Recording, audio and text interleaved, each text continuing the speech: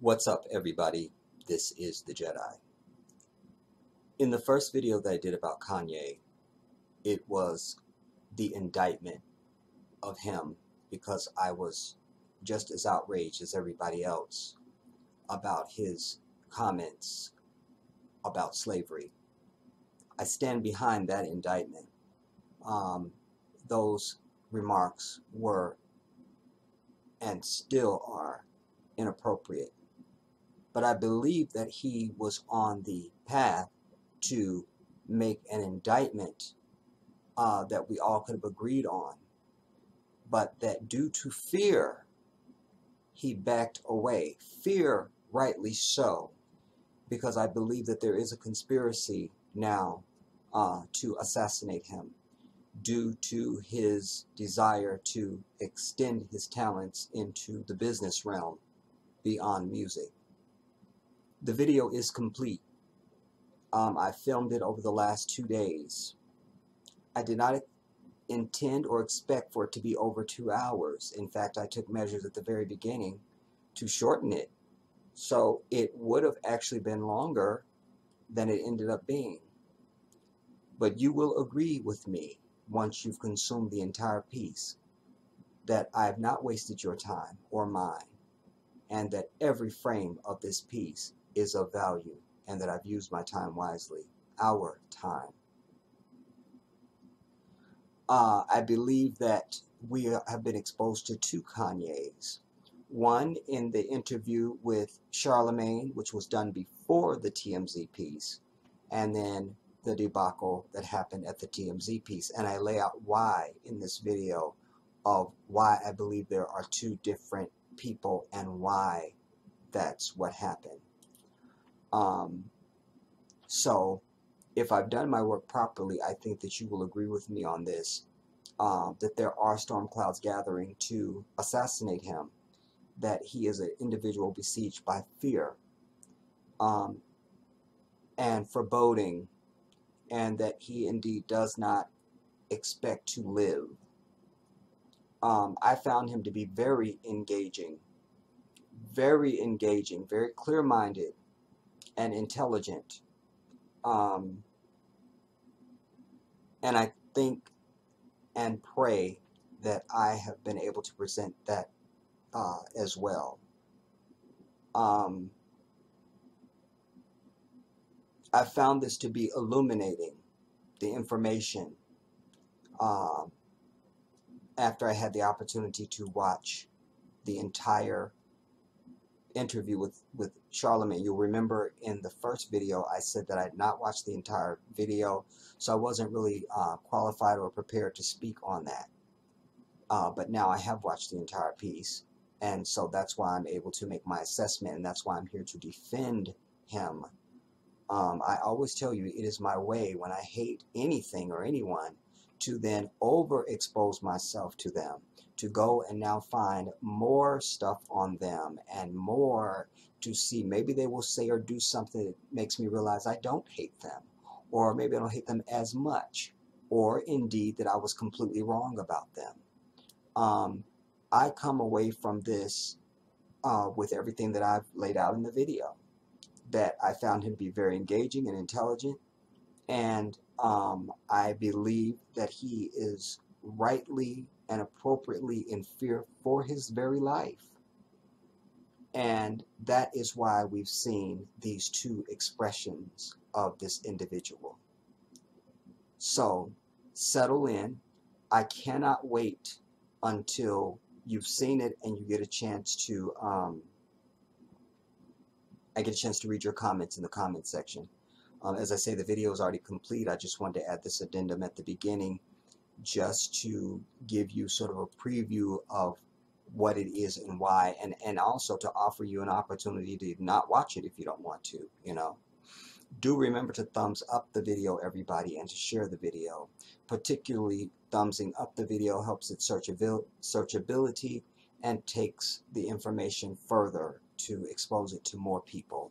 And that is my goal with any of my work that I present here on the channel.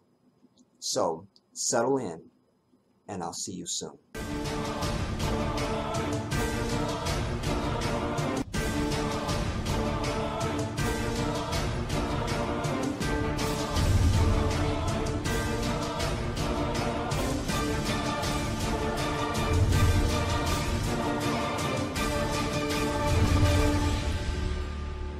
What's up, everybody? This is the Jedi. When I did the video about Kanye, I said to you that the interview that he had done with Charlemagne, I hadn't seen it in its totality, and I didn't know enough about it to speak on it. So I didn't play it in the video because it was an hour. The interview alone is an hour and 45 minutes, and my video was already over an hour. I don't remember how much it was now. And indeed, I'm not going to play it in this because between my commentary and the video, it's just that's gonna run us into 3 hours. And I always tell you that I try to manage time wisely in my own life anyway, but certainly on this platform, I try to consider your time and mine, and I don't try to use your time in any way that's indulgent. You know, if I don't need to, then I just don't need to. The title of this video suggests that I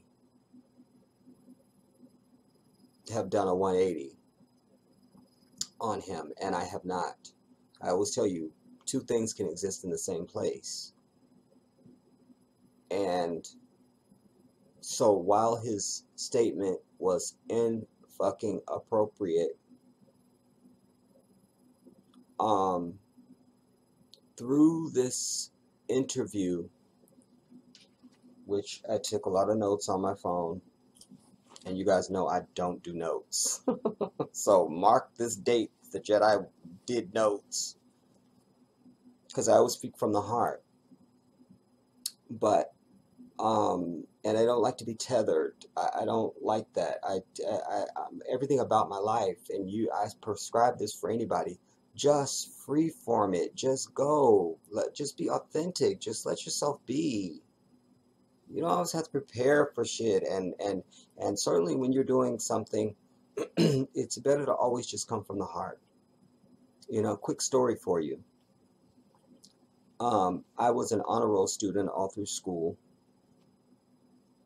And certainly when I was in high school, my sophomore drama teacher had given us an assignment about public speaking. I was just taking the class, you know, because I hadn't found my own natural talents and abilities. And you know, now looking back, I go, I've always been a natural speaker. I didn't need that. But I still enjoyed the class. But why I'm mentioning it now is because one of the assignments that we had early on was about public speaking. And my teacher, Ms. Pomeroy, it's crazy how you remember your teacher's names.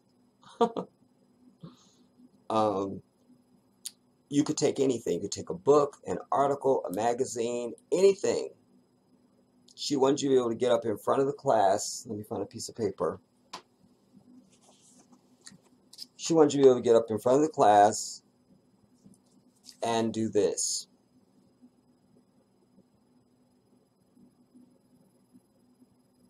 You know, like at the podium. Well, I've always been a unique human being. So what's normal to me is extraordinary to other people.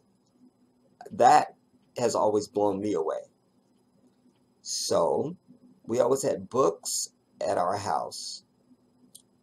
So I had just been introduced to Edgar Allan Poe's The Raven. So I memorized it. I wasn't trying to be impressive. Remember, I lived a very sheltered home life. You know, I didn't have friends. Didn't get phone calls. You didn't come home and just go in the house because you didn't have a key to the house. I mean, everything that you know to be a normal childhood, I didn't have any of that. It's very structured, very sheltered, and I was very shy. And but getting up in front of people was never a problem for me. This is getting longer than I intended it, but damn it, who cares? Um, in fact, a lot of people have told me they love when I tell stories, and they really are authentic, you guys. I don't plan to tell stories. It's just when it's related to whatever I'm trying to share with you, then it just comes out of me. You know, again, authenticity. So I just had to paint the backstory to give you a kind of a picture of my home environment, you know. And so I memorized Edgar Allan Poe's The Raven. And you guys forgive me too. I'm gonna be doing a lot of this because I have a tooth that is scratching on both sides, that is scratching the fuck out of my gums. You guys know a few months ago I had my very first ever in my life tooth pulled, and that's fine, but I ain't trying to get any more teeth pulled. And I think I'm gonna go ahead with this one. But if you look back at my last two videos, you'll see my face is swollen. That's because I didn't put the gauze there, and so it was anyway. So the day of the assignment, when Miss Pomeroy, everybody, you know, a few people went up and whatever, and it was my turn. She called me, and I went up to her desk, and I said, "Can I have a piece of paper, please?" She gave me a blank piece of paper. I went to the podium. Once upon a midnight jury, as I pondered weak and weary over many a quaint and curious volumes of forgotten lore, and I quoted the entire damn poem. She was blown away. She gave me an A for the entire year. But I wasn't trying to be impressive. That was my norm. Anyway, so I mentioned that because even then I didn't like to be tethered to anything, because I think, although I didn't identify it, those were the early stages before I had a classification of it. Those were the early days of me being just who I am now. Like, I don't like to be tethered to um, anything. I need to just be able, maybe because I'm a Pisces, you know, but I like to just swim freely. You know, let me swim. I don't need no notes. You know, whatever comes out of my soul and out of my heart, that's what's going to come out of my mouth, period. But I took a lot of notes for this because there were so many things that I didn't want to not touch on. And I'm linking the video so that you can go and watch it on your own. But I'll begin by saying that indeed his comments were in fucking appropriate, misguided, but I understand it now. Now, was this an intersection of intention meeting bad execution, intention meeting fear and bad execution? I'll let you have any one of those, but something went on, because what I'm clear about right now is something I think I mentioned in my first video that I did of him, and that's this. I hope I said it. I haven't watched that video back since I released it now, but I think I did, because I'm consistent, and this would come out of me. I can't imagine I didn't say this, so I'm going to say it again.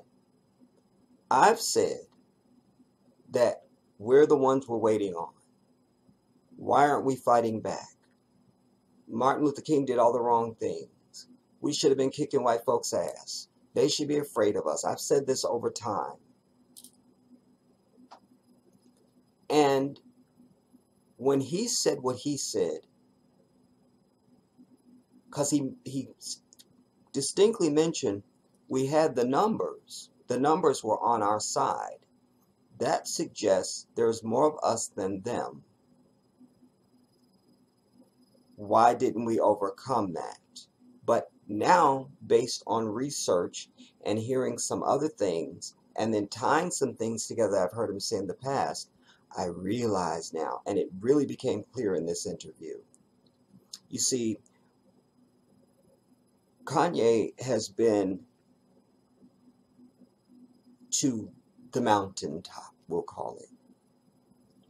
And he has seen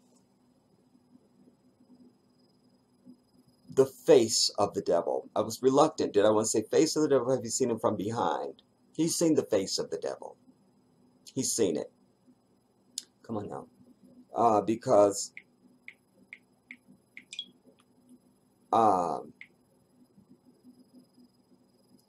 one of the things that he talks about, and by the way, throughout the interview, he keeps mentioning, you know, if I die today, if I die tomorrow, if I die today, if I die, he says that more times than I've ever experienced in any conversation with a human being in one sitting since I've been on earth.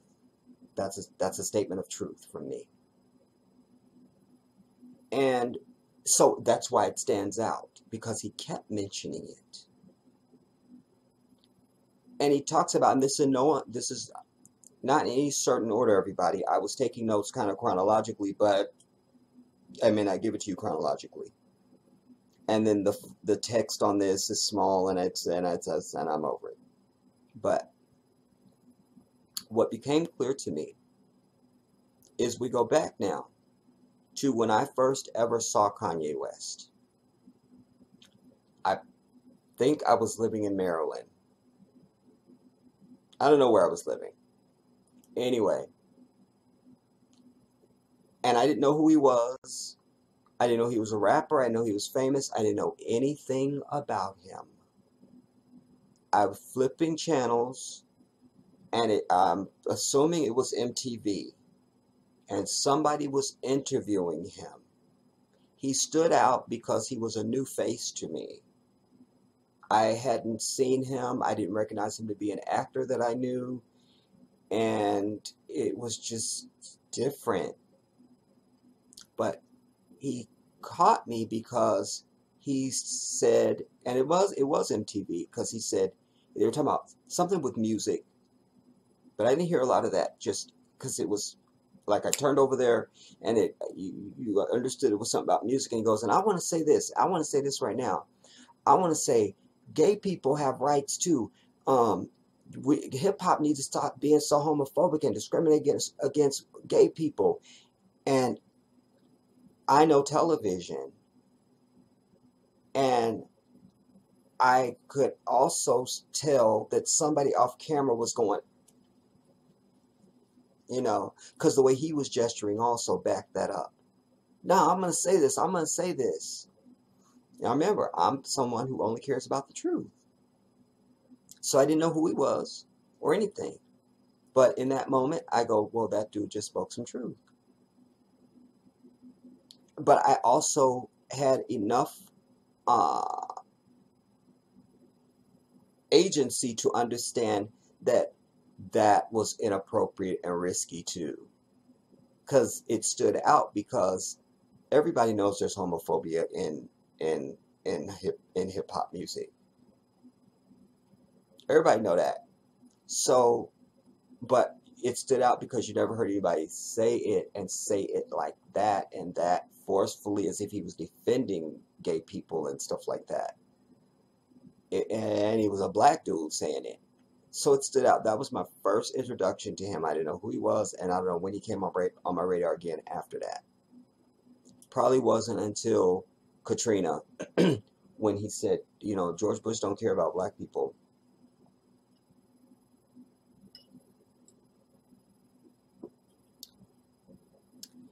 When he said that, he pissed off everybody. In fact, even since George Bush has been out of office, he has said the greatest thing that ever hurt him in his entire 8 years was that statement by Kanye. I can appreciate that because it validates something that I have used all through my life. I know the power of words. I know the power of words. It don't matter what you think about me or anything like that, or how you, anything. Once I've left something on your heart, you won't forget it. You won't forget it. You won't forget it. And so many times through my life, I've used my words to slaughter, to cut, to hurt.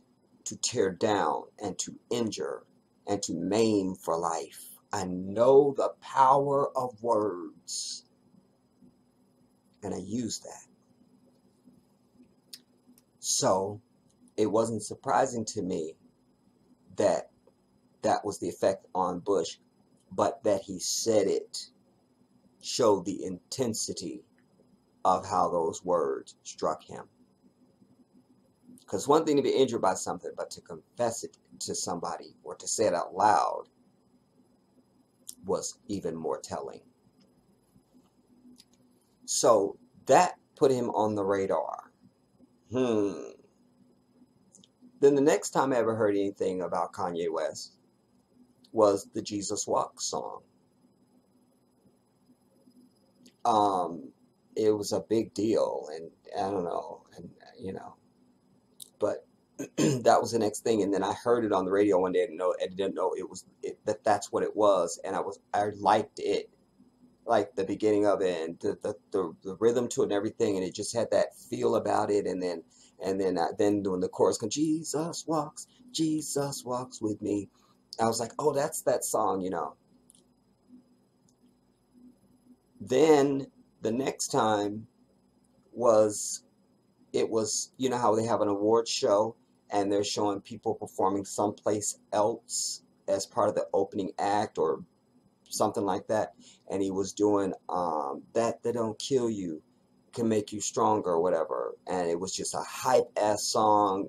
His whole presentation of it, the way the crowd responded, because he wasn't up on a stage, he was like going through, I don't know. And again, it was that dude again. Like, there's that dude. So what I've come to understand, then you add to that then the Taylor Swift debacle. And the backlash that he got from that, which would be predictable because no matter who he is, at the end of the day, he's still an African. And this is a white bitch. And anything that he would have done would have been a scandal. So if you're going to piss white folks off, go to the highest level, goddammit. So I'm saying, because anything you do pisses them off. But this pissed them off because she's the white darling. And she's the picture of that. And here was this rapper snatching this thing from her and saying Beyonce was the greatest thing. Oh, it was a problem. But he talks in this interview about being in the hospital. And this, I presume, is when he was supposed to have had some breakdown or something, or whenever he was, because, again, I don't follow him. I don't know anything. I don't keep up. I don't know. And then I think the next time I knew anything about him was he married the Kardashian bitch and so forth. But he talks a lot in here about being in this hospital.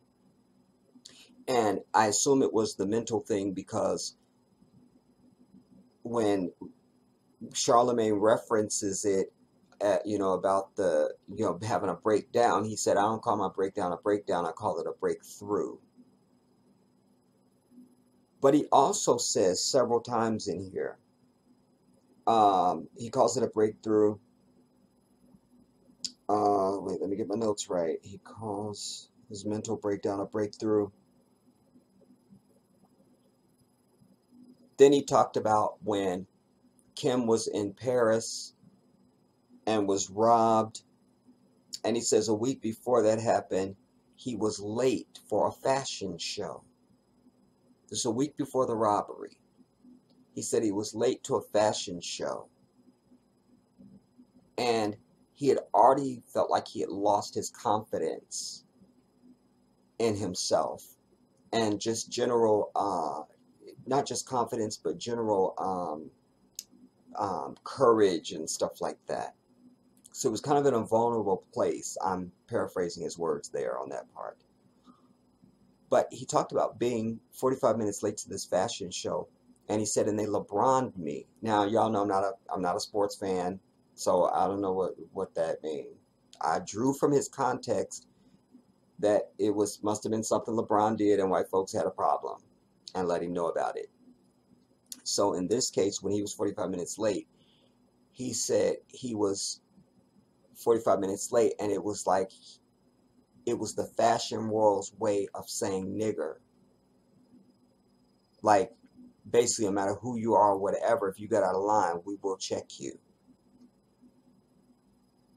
So I don't know how many tools his mother gave him. I do understand that she was a African histories professor or African studies professor or African studies instructor or some kind of a educator in African studies, African history, something like that. Civil rights, something. You have to go look it up because I can't remember now. I don't know how many tools she gave him because, like I've chastised my people because you're not giving your children the tools to go out the door. From the time they are able to say dada, you should say white man is the devil. That's what they need to know. Damn it. Because we'll raise a different army of children and we'll stamp out this allowing our kids to be adopted by white people. We'll stamp out this interracial dating and marriage bullshit. We'll stamp out a lot of this shit. Your kids run right out the door and run right into the arms of this white devil and are easy targets, not knowing that they are the hunted. So I don't know how many tools his mama gave him, but I get the sense from this video, this interview, that this has been a graduation of him understanding. So much was I clear about who he is in this interview that his statement almost becomes contradictory if it's not what I'm saying he meant. Because who he is a regular African dude that understands that these motherfuckers are not your friend and will turn on you on a dime. So I think he was going right up to the line and maybe he got flustered. Maybe there is some mental illness. I don't know, whatever. And then he just tried to land it kind of easy. You know, like say it without saying it, but he didn't go far enough and that got him into trouble. Also, I'm in serious doubt about his mental issue as far as whether or not he is crazy or not. I'm in real doubt about that because the person I saw in this interview is somebody who I think I could dialogue with intellectually and that my points or my vocabulary would not be lost. That I also understand that, you know, when you're that level of fame, everybody, listen, I've been around famous people. I've had famous friends. I've been in rooms. I've been in buildings. I've been in places. And so when you don't know, you just watch TMZ, you watch Entertainment Tonight, and you see a celebrity and you tweet and all the bullshit. You don't know what it's like to be close to that white light. Hear me now. You don't know what it's like to be close to that white light, but it's a different thing to be in that white light. And here's someone who is in the white light. So, when you're in that, your whole perception of everything is different. When I lived in California, before I met Vanity, every place I went was one thing. Once I was with her, every place I went was now different. I can't explain it to you. It's just different. You almost without wanting to, because I'm a very humble dude, you almost without wanting to, you feel set aside. And that's where you have to have a strong constitution to stay grounded. Like, nah, ain't shit changed. Shit ain't changed. But a lot of people don't have that intellectual faculty, so they're not able to do that. And then for others who reach a certain level of fame like him, even if you have that intellectual faculty, and I'm not saying that he does or doesn't, but even if you do have it, your world just becomes different. It just becomes different. Every single car you're in smells brand new, rides different than any car you've been in. Every building you go into, the food you eat, the people you meet, everything is different. It's all different. I remember being on Rodeo Drive, um, very shishi poo poo, very, you have to have a lot of money just to cross the street on that bitch. But I went into this. I bought some boots, and because one of the guys that dances with Janet Jackson, Art, his name is Arthur. He had these boots in Miss You Much, and they had the metal plates on the front, like from the ankle to the shin or to the knee, like there's this metal plate, and they were these tight ass boots. And I bought those, and then I went into this. There's an African designer that had a boutique on Rodeo, and Jimmy King, and he gave me um, an African outfit. Like, I wasn't planning to buy anything, but again, when you're perceived a certain way, then things happen. So I couldn't have afforded this outfit. I walked in, and again, you would have to transport in a time capsule back to my life then. Most people that met me thought I was famous. And so I walk, and the way I carry myself and all that stuff, I'm not intimidated by environments like that. I do belong. I am bigger than that. But I mention that because when I walk into Jimmy's boutique, he and his assistant, and they were very pleasant and all of it, and they were African, like continental African.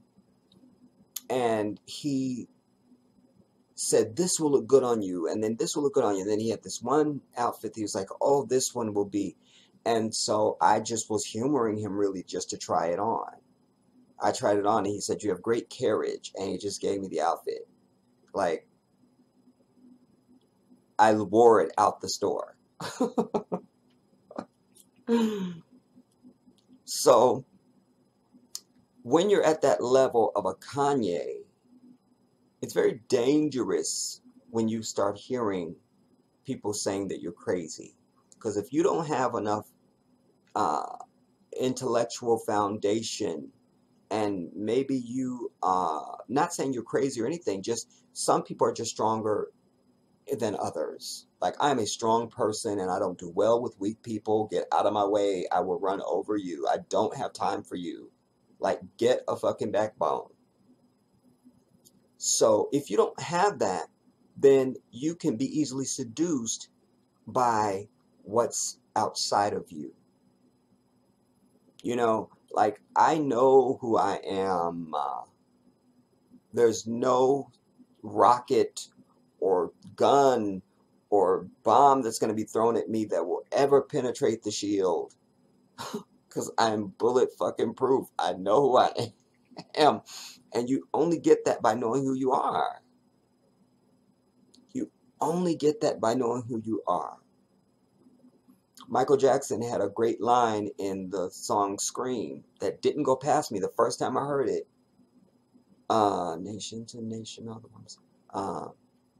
You can't hurt me, I found peace within myself. Go with it, jam. So, as soon as I heard that, I'm like, I know. Like, it was already truth to me. I know. You can't hurt me, I found peace within myself. And that's speaking to that knowledge of oneself. But knowledge of oneself is knowing all of your faults and your shortcomings and everything. Like, it's nothing. I know who I am.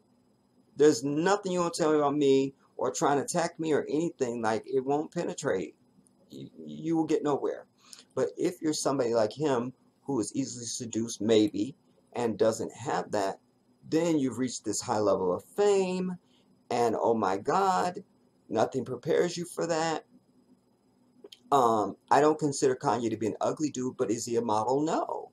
And maybe he had already had some sort of self-esteem issues even. You don't know what's going on with people. And then now, when you start hearing people saying you're crazy, a weak person can be influenced by that. You see, well, am I crazy? Well, am I? In fact, I saw a lot of similarities between him and myself. Because most of my life, any room you're going to put me in, I'm the smartest dude in the room. Period. Unless you're going to put me in the room with NASA physicists or some shit. Like, I'm the dude. But forget smart. I've always been different than all of humanity. So I don't ever feel like I fit with anyone. And it's always having to adjust that for people around you.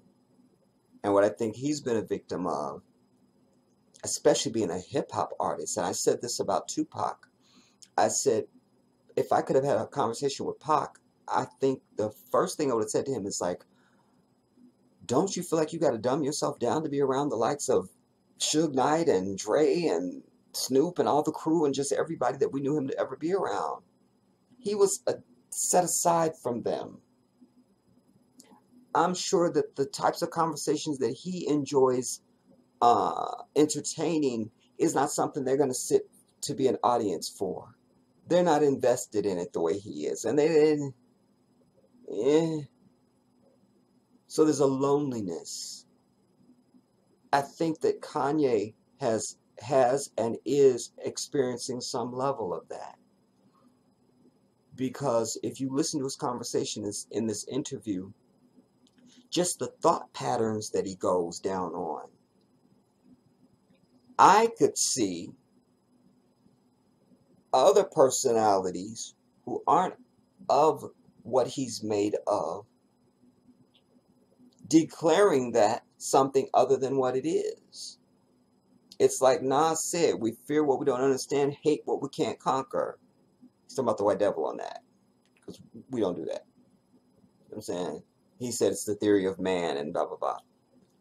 But people fear what they don't understand and hate what they can't conquer. And then they label it too. They label it. You see? You don't come off as an African dude. I've been the victim of this shit till I'm fucking blue. I'm not a hard-ass thug. If you're looking for that, click your bitch ass away from this video, because I'm not the fucking hard-ass thug over this bitch. I'm an eclectic man who's lived all over. So my dialect and my home rearing all reflects that. So dumb-ass niggas exposed to me, and I'm also somebody who's not afraid to just be authentic. And I understand as a male, I come from a woman, I'm raised by a woman, I've got feminine traits about me, and goddamn it, that makes me the hardest son of a bitch on this fucking bitch. Do you understand me? But inferior-minded motherfuckers who will never graduate to a level of intellectual excellence and brilliance, they go, man, this motherfucker gay. He's soft. He a simp. Throw the labels at me. I don't give a fuck. I know who I am. I know who I am. You understand? And an eclectic motherfucker like me has and will always get a lot further in life than any of they motherfucking ass. All they can do is sit back and call names. You see? They don't know how to use layers. They don't know how to be a complete human being and all those things. And I think that he has run up against that and the white devil, because he's also mentions about social media. The low self-esteem thing comes to mind because of the comments he made about getting the liposuction and being fat and trying to please, because I was trying to please y'all and this, that. But he also talks about social media and how people judge you and this, that. So when somebody says something more than once, they kind of mean that. And it comes out. His whole demeanor is almost, his whole way, his body language, his posture, everything, the way he's talking to Charlemagne, everything about it is like where I've been at in my life, where you give up the fight, trying to help people to understand what the fuck you are or what you're trying to talk about. For me, I was on my knees in 1994. Okay, it was 93. And once again, something had happened in my life where I just felt like people don't fucking understand me. I'm alone in a room with people. Nobody fucking gets me. Nobody. Nobody. I remember being on my knees, praying, and the epiphany came. And I said in that moment, God understands me. He knows my intention even. And that gave me peace, and I've carried it from that day to this. I'll give you everything I can, all the tools you need to understand it. I'll move past your bitch ass because I don't have time. When you catch up, then you catch up. But I'm continuing my journey. And that's what I got from him in this. Like, I just need to say some things. I'm just going to say it. And he even says, I haven't talked, it takes a lot of courage for me to even talk the way I'm talking right now. So there's some articulation, I don't want to say problem or issue, because sometimes you could be in an environment your words just don't come out, and you could be like the smartest dude, you know, and you go, and then later you go, damn it, I should have said such and such too, you know. But I see somebody who's just giving up the fight with motherfuckers, like, fuck all y'all, this is what I'm saying, but there's fear, and we're going to talk about that.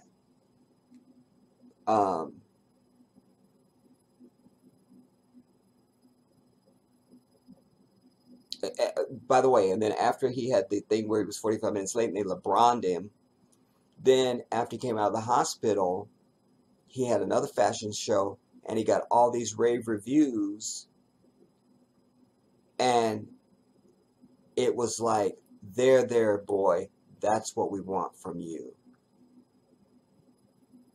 You see, and he says those words. He said, did I put the actual words down? And he said that affected him emotionally, like big time. Because I tell you, the further up you get, this is why, listen, everybody, my life experience is everything I speak from. So some little dude that ain't intellectually astute or ain't just only been on his block or something, he wants to call motherfucking white people the devil.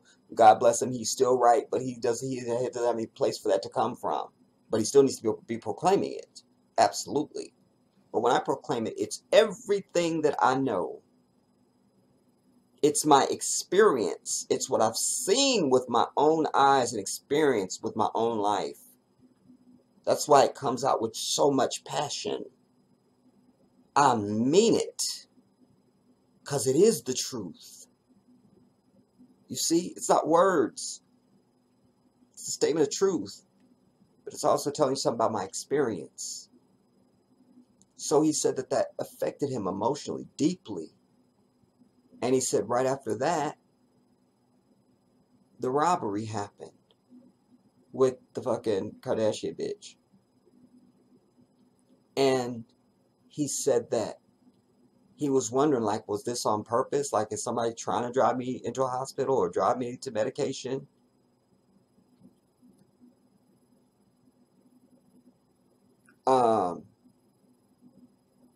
And then what I didn't do that I wish I had done for this piece is just taking some time to do some chronology on the arc of Eminem and the arc of Kanye to see when or where or if they overlap. Because white man's the devil. And so I don't think I heard of Kanye before I heard of Eminem. That's just my own personal experience, but y'all know I'm not a hip-hop fan, so I'm the last person to be asking. But there's a curiosity there, you know, because I think that, and even some of the lyrics that he quotes in this interview that, of course, I would never be aware of because I don't listen to hip-hop music and I don't listen to him, suggest to me, because white people love hip-hop music more than your black ass, and the numbers all show that 75% of all hip-hop music bought in this bitch are bought by white devil ass people, their kids primarily. This is why when you see hip-hop tours and shit, you Google any of their tours, any of their ass on stage, and it looks like they're fucking Lila Fest or some shit. Like, it's nothing but a sea of white people in front of them. In fact, when I did a video on the old channel about black men sagging, I presented a lot of pictures, and among them were pictures, because I was just trying to show that they were sagging, but I didn't miss the opportunity to point out to you, look at the audience that they're in front of, because that pissed me off. Because he was like the fucking Game up on stage in fucking tighty whitey showing his ass, and he's in a sea of fucking white people, and you're a grown ass father. You see? So, in one of the pieces that I brought you in the Kanye video that I did already, you see the Fox News motherfucker talking about, well, people think that, you know, that he's talking something about his audience. He goes, people don't know he's taking a real chance here because he could lose his audience. No, no, no. They're very comfortable because, you know, most of his audience is fucking white. Period. Niggas that's got his damn album, they boosted it or they recorded it from somebody or they got to say, come on. You feel me? And remember, we don't keep statistics in this bitch. The White Devil said that they are 75% of all hip-hop music bought in this bitch, not the Jedi. So don't write me letters, bitch. I'm over it. But why I bring that is because I wanted to try and offer myself some sort of thought pattern as to why they would be trying to shut him down. And it became clear to me in some of the lyrics that he was citing, the things that I've been exposed to, just my little cursory shit, but it's enough to form a picture. And also the look on his face when Van from TMZ was giving him the business. This was a brother that felt like he had fucking really fucked up, but betrayed his people. Period. Because at one point, Charlemagne says to him, to back up what I just said to you, at one point, Charlemagne says to him, with the fashion show thing, where he was LeBron, he said, are you ever in situations where you feel like you're being tolerated and not celebrated? Oh Lord, did I get that quote?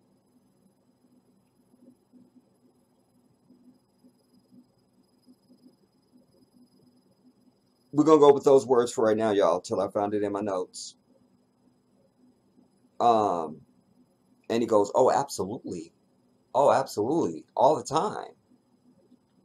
As I would expect, because I know you're not gonna be a Kanye West and you haven't seen The Face of the Devil. And the little games they all play at those levels. All of them. I'm telling you, everybody. You want to see the collusion of this white devil? You need to put yourself in different settings. I'm promising you. Damn it. They know it and I know it. And anybody that would be in a position to know it knows it. Oh, here it is. Allahu Akbar. He says,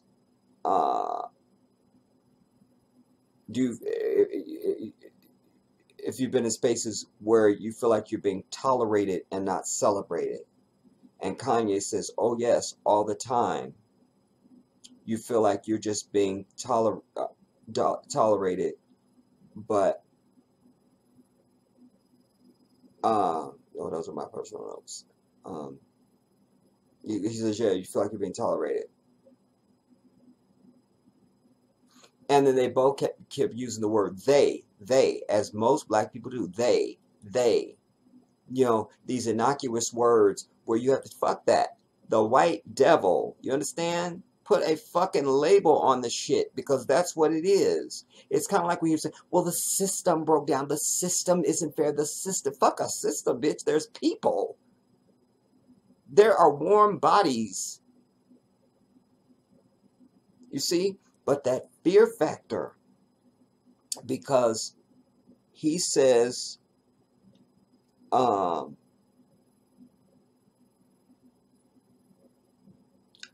he talks about a lyric that he wrote.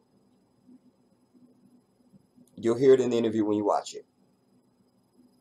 And he says, and I like the lyric, and I thought the song was tight and everything like that.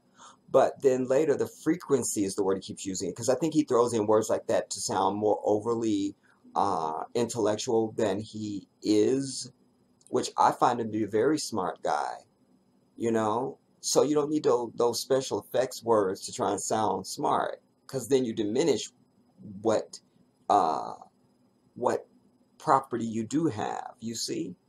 It's kind of like one of my ex-girlfriends. To this day, me and my youngest sister, we always say due to.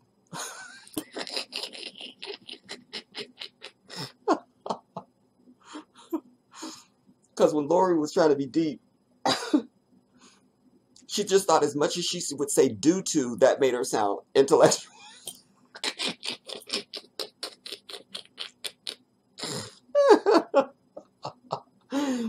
I guess she was trying to be impressive to me because, you don't have to be around me that long to understand that I'm a pretty smart dude, At the very least, I'm not an idiot, even if you want to give me my true props, I know who I am. But to this day, me and my sister had this running joke for years. And I don't know where Lori is now. I don't know if she's alive or dead. But I'll never forget that. Like, her go-to word was due to. So we have this running joke now, but we just add due to the shit, just due to. So he was saying, the frequency was wrong. He goes, I like the song a bit later when I listened to it back, I felt like the frequency was wrong because I felt like I touched on race too much. That was another revealing statement for the Jedi, because it validates what I was thinking, is that first of all, his demographic is white, everybody. Like I said, white folks clamor. You might like Kanye, and Kanye tight, and Kanye this, but they asses is showing up. They buying fucking t-shirts. They buy concert tickets. They're fucking getting autographs. All the shit. I promise you, it's more white people out there that's got pictures of them with fucking Kanye than our black ass. It's not just with Kanye. It's any of our artists, our hip hop artists. You feel me? That are not like equally yoked with demographic, like everybody will go out to see Janet, everybody go out to see Michael, everybody goes out to see Beyonce, everybody goes out to see Prince, keep going. But hip hop is something specific. Like, even if I was a hip hop fan, I don't think I would ever show up at anybody's concert, just because there's too much vibrato, and there's too much hostility in the music, and most males that listen to that music are these non-ass men, overly vibrato, over trying to masculize, and it's a recipe for trouble. That's why you have fights and all this kind of bullshit, and I don't have time for it, I'm over it. But when he said that, I was like, because that made a tie into what I was already beginning to suspect of when he made the slave comment. He didn't go further, because what he should have said, what he was trying to say, was, we had the numbers, so it was about choice. And then he had the grin on his face. Charles was sitting there not knowing how to react because he's fucking lost and not one of us. Harvey is a Zionist fucking ass, gay ass Jew, which I was shocked when I found out Harvey was a fucking gay dude. But anyway, and it went out like that. He should have gotten his cojones together and said, because the Jedi making that statement would have been, one, he should have gone on to say, not only do we have the numbers, so I don't understand why we didn't fucking annihilate they white asses off the fucking earth. Period. Because that's what I've spoken in now. Forget slavery. I speak now about this way about police brutality and all the fucking oppression against our people. I'm for segregation and all the shit. You see?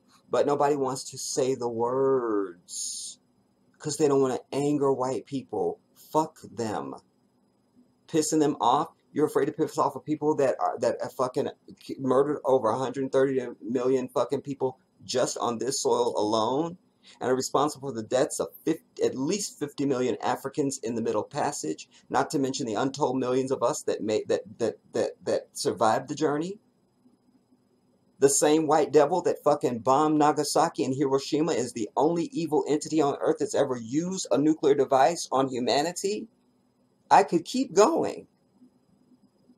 Give me a fucking break.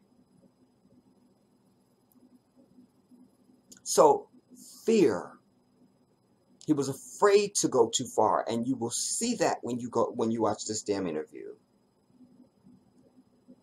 So he talks about the song talked too much about race.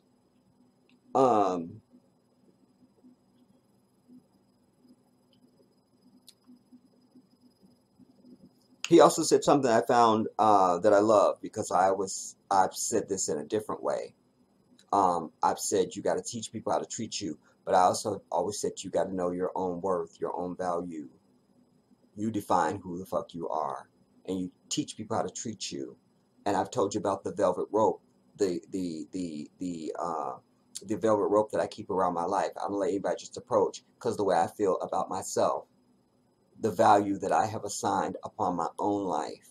You don't just get access to the Jedi. I've even said to you, I have people I've known for years. You don't just show up at my house unannounced. You won't get in. I know you're out there and you know I'm in the house. You still won't get in because you came to my house unannounced. I am the Jedi, and I value myself, and I say what goes on with me. Period. And he says something that echoes that in some way. He says, you have to know your own worth. No, that's me. I'm writing my own quote. His was, oh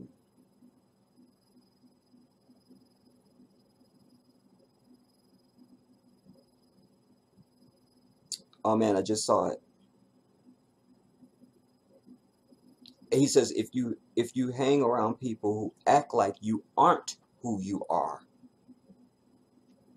if you hang around people who act like you are not who you are, then you forget who you are. See, and why that lines up with what I say is because I love it. Because you understand who I am. Don't diminish my value when you're around me. Don't assign things to me that are not me. Don't misquote me. Don't misinterpret me. You understand? Don't just think that this or this goes when you're around me. I mean, go down the list. You know? You have to stand firm. That's part of being a king and a human being. You understand? You get your damn respect by how you carry your own self, you see. I also love when he says, because a lot of African brothers, we go through this, even myself. Like I wasn't in no gangs or nothing like that, but I just felt like I wasn't gonna live past 25. It's like a curse. Like I don't know why. I don't know why. I was real nervous when it was coming up and around my 25th birthday. I was just real nervous, like just foreboding even. And he talks about that because he was talking about Tupac. But then he said something that really struck me. He says,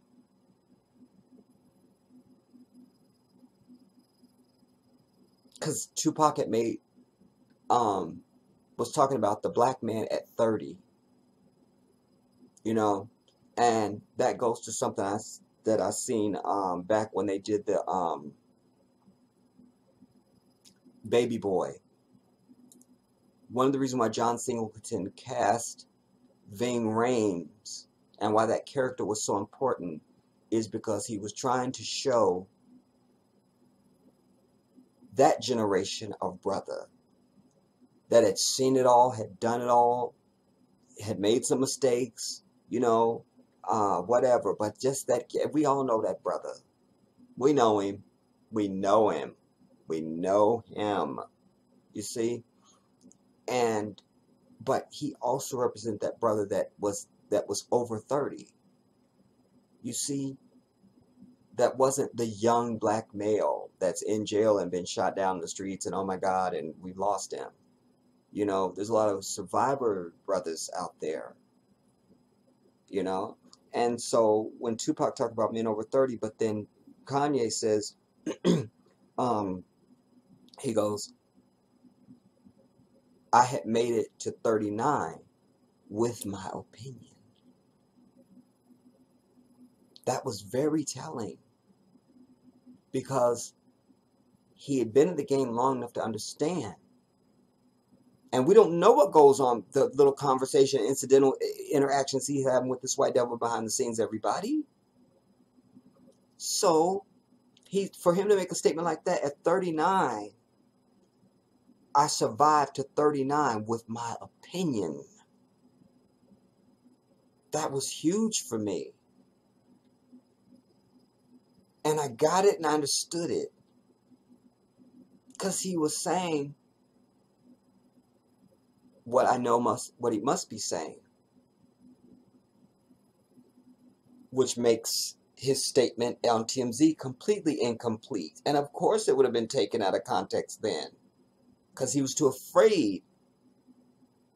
We could call it informed fear.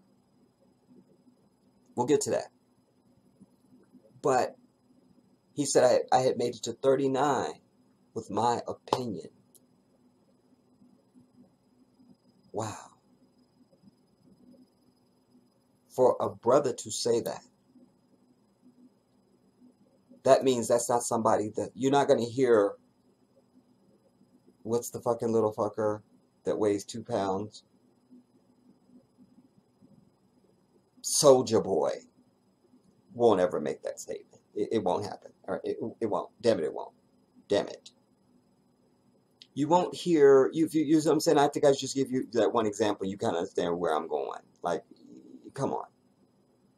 That means that this is somebody who is thinking,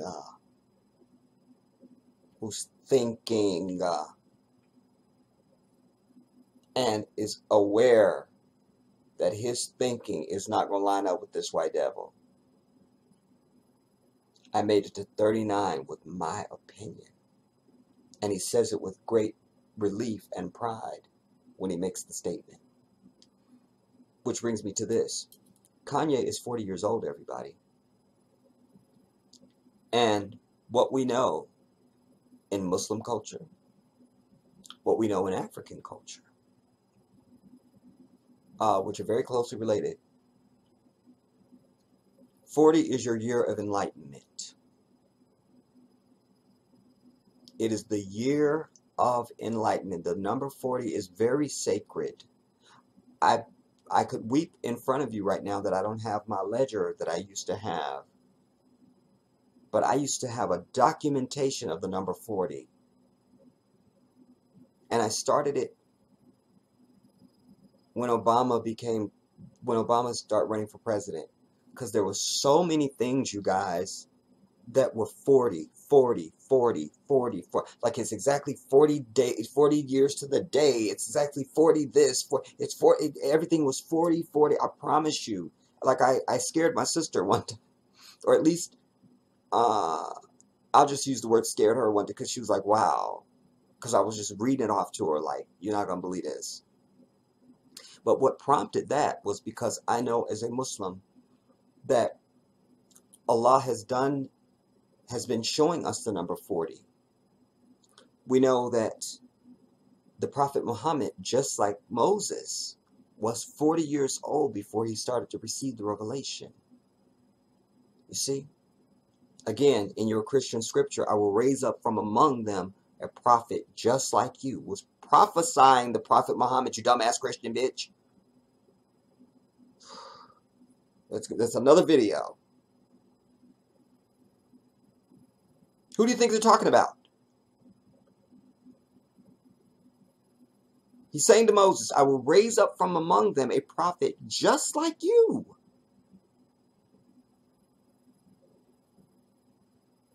Anyway, Then Jesus was in the desert for 40 years.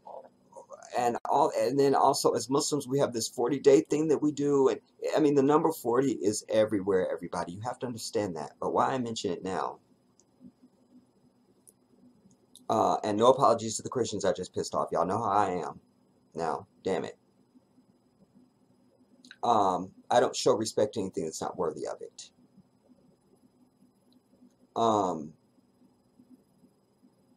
40 is the year of enlightenment.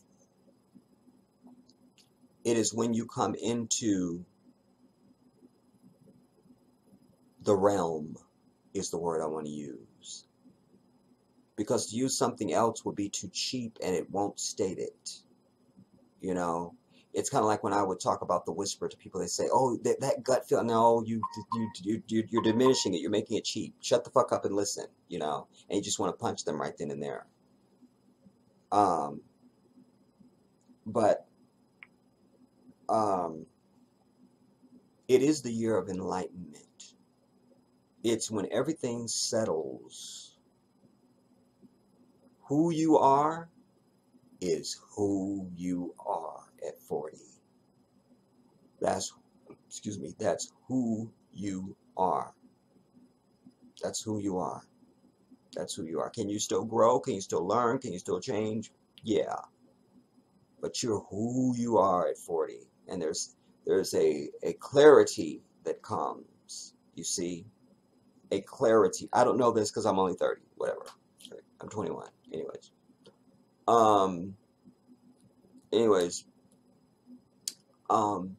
But there is a settling that comes, a new understanding. Wow, it's divine. It's divine. And here's a man who was 40 years old. That was essential for me to know that. Essential.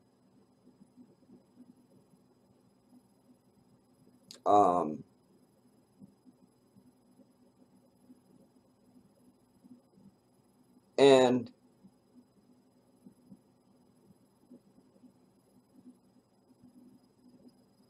oh, okay, I said that.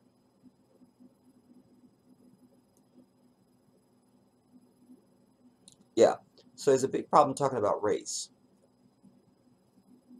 And he has this platform now, and then he talks about how he just went away at one point, and he goes like, it's scary for me to even talk to you. That's why I didn't want to talk to you about my office.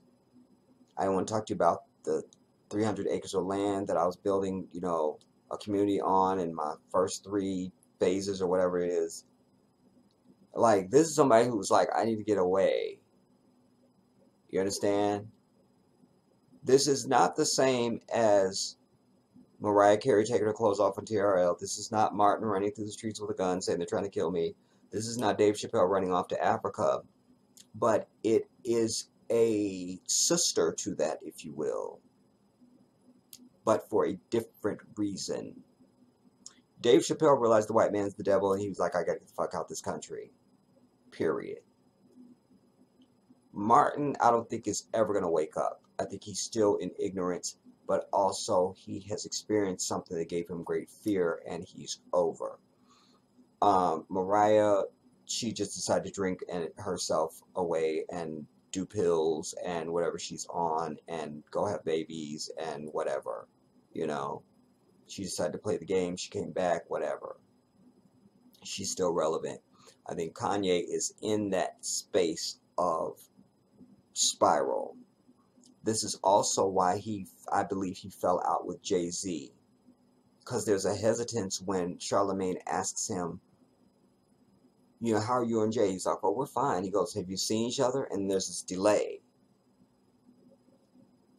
Well, we're there in spirit. It was childlike. I almost wanted to cry for him. Because it was so childlike. But the way he talks about Jay-Z is a love that you have for a father, a mother, a brother. Just that a black dude in hip hop will say the word love for another man is groundbreaking, you know. Alert the press on that. But it's beautiful, and you could tell he's deeply hurt by that, because I believe that he's probably pulling at Jay-Z for protection, security, uh, unity. Like, will you be with me in this fight? Jay-Z obviously can't answer that call because my woman is Beyonce, and we're still pursuing coins, which I don't know why the fuck why, because listen, after you've made at least $2 million in this bitch, I'll even give you 10 if you need an extension piece. Any black person making $10 million and you still gonna try and tuck your fucking tail between your legs and play Master's game, fuck you and the greasy fat bitch that gave birth to you. Just making money for what? You're never gonna spend it. You won't spend it. So I think he feels alone, because he even says in the video, because everything I'm thinking he would validate it, he would validate it, he would validate, because he even says, I can't trust nobody. He goes, when you're at this level of fame, you're just as famous or even more famous than the president of the United States. But he has the National Guard, and you got to hire your own security and stuff. You know, he says, like, I don't trust nobody. I can't trust nobody. And I think Jay-Z was somebody that he was sort of clinging to as that one person that I can kind of be free with and trust and depend on and all of that. And then so suddenly now the outbursts that they played at nauseum of him on TMZ when he was on stage, some elevated stage, and he was talking about Jay-Z and Beyonce. I get it. I get it. Because what I see in him is somebody who's fiercely loyal. And y'all know loyalty is everything with the Jedi. I demand it. You cannot even be anywhere within a 500-mile radius of me if you're not going to be fiercely loyal to me. Period. I demand it because I give it. And so, when you are hurt, it don't matter. I'm going to say it. And then that's when we saw the outburst. You know? I was surprised too when he talked about being broke. How is Kanye West broke? And Eve says to Charlamagne, I'm broke now. What? How is he broke? Because that slut bitch thing for a wife of yours. Now, if they were Muslims, I wouldn't have no sorrow for them, because I said that's her money. Because in Islam, that's her money. That's the way God intended it. I love it. A woman's money is her fucking money. You're not entitled to a single goddamn dime of it. You understand? And still you got to provide for her. Hers is yours, or yours is hers, and hers is hers. I love it. I love it. I love it. I love it. I love it. I love that so much. But they're not Muslim. So that slut bitch for a wife of yours has got a coin. Go and get your cash. That's what I'm saying. But it also struck me, speaking of the slut bitch for a wife, of why she would be with him. I'm not going to say why he would be with her. She's not this. Do you understand? One of my issues, always been my issue, not just finding a wife, but even with any of my girlfriends. I can't really look back and think of any of my girlfriends that I felt were really my intellectual equal. And they weren't dumb women, just certain thought roads I couldn't go down because they wouldn't be able to follow me, and you just know that. You just know it. You know.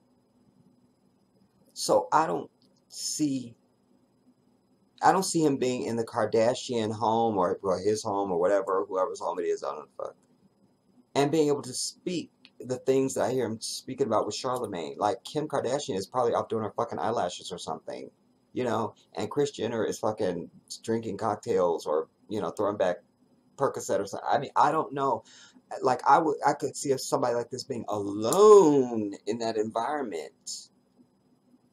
And I think he probably married her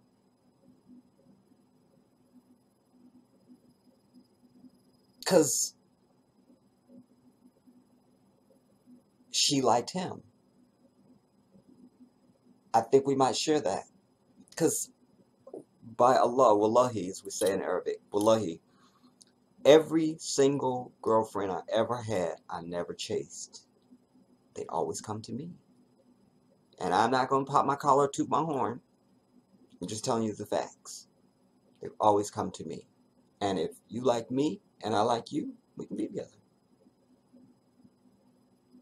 That's it.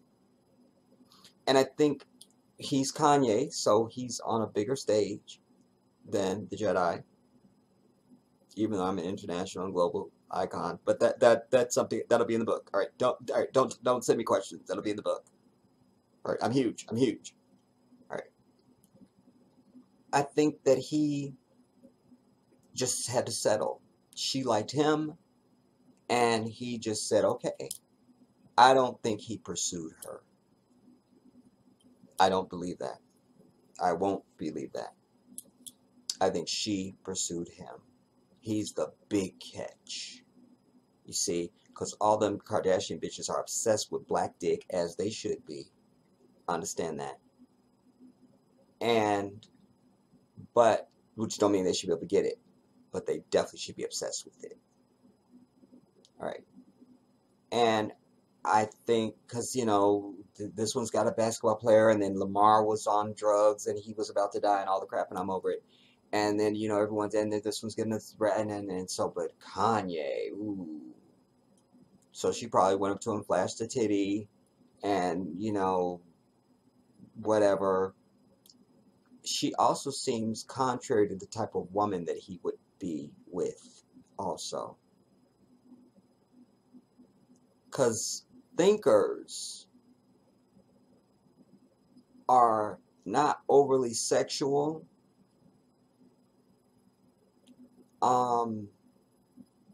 Creative people in general, but certainly creative people and thinkers, not really overly sexual. Like, you're gonna have to pretty much initiate. And we coming for it.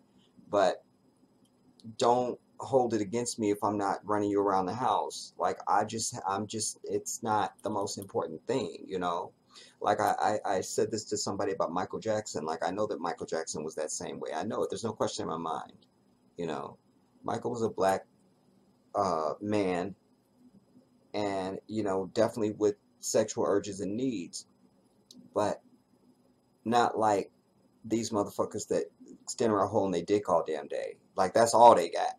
You feel me? So, but creative people, celebrity men, and certainly thinkers just really don't have time for that. Like, you're going to make time because you got to get it at some point, but it's not the most important thing. It's just not. It's just not, So, they're not having all this wild sex in the Kardashian home or the West home, The kids are maybe by design, partly on her end and maybe some on his, but for two different reasons. Hers because she wanted that would just get her more fucking attention and more popularity. Kim K is pregnant and all the bullshit. I'm over it. Fuck her, and the bitch is fat and I hate her.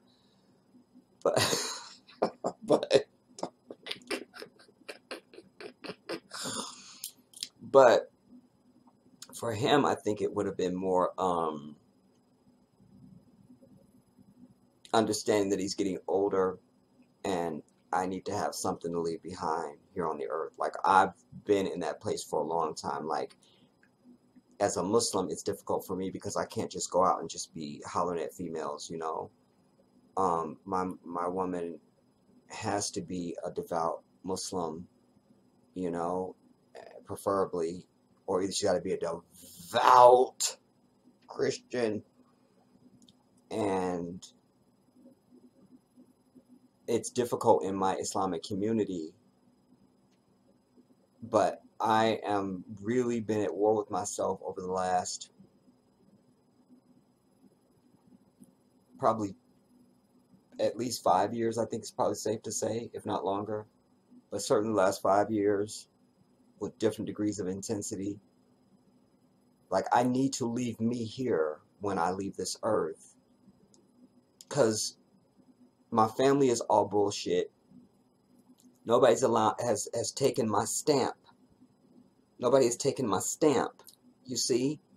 Nobody's taken my stamp, and I don't know if that's just a natural thing as just being a male, or just being, or is it just unique to me, or I mean, I don't know. But I think part of that is him too. I just need to leave my stamp, especially given what I've told you up to now. He's one of these people that most of the rooms he's in, he can't talk about the things that he's interested in talking about and that he's really passionate about. Ironically, this has made me want to just, I'm not going to buy it because I'm not buying no hip-hop music. But if I can't get somebody that already has some of his music, I'm probably willing to at least go on YouTube and watch some of his videos just to see the lyrics and get a different understanding, to validate a lot of the things that I've detected and have found out, and etc. about him in this piece, you know. Yeah, Kim Kardashian is not somebody you can sit and have an intellectual conversation with. Fuck her. So he's alone in that alone. You feel me? Um,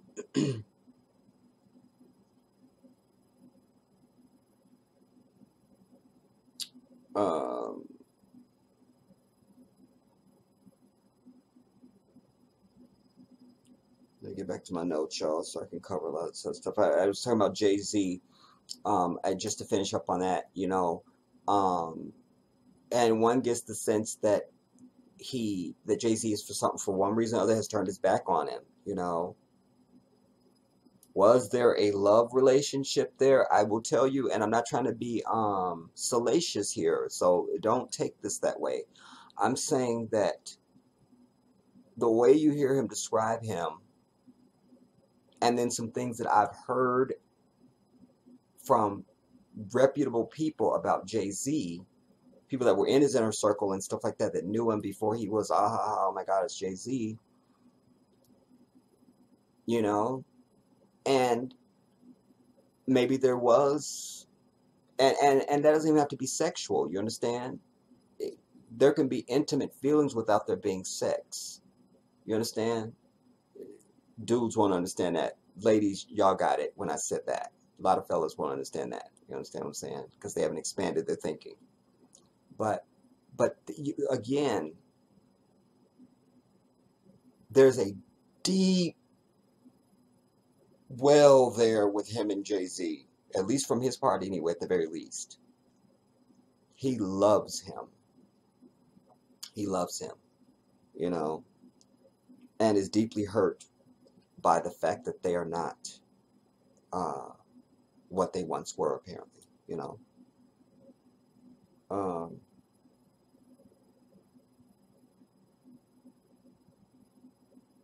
Oh, is this the notes I wrote? See how consistent I am? I love me. I love me. I love me. I just said that out of my, just straight from out of my heart. And I look at my notes, and I actually had put down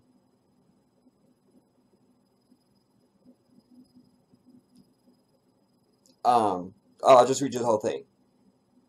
When he talks about Jay-Z, it's almost like a brother slash lover. But you can tell there's a lot of emotion there. They had a relationship. They had a relationship, or have a relationship, that is a lot deeper than is seen on the surface. I love me. I'm so consistent. Um, but that's why I tell you, when you just be, you don't ever have to double guess and think about shit. Just be. Damn it. Because the truth don't change. It doesn't. It doesn't. It doesn't. That's why the sun rises in the east and sets in the west.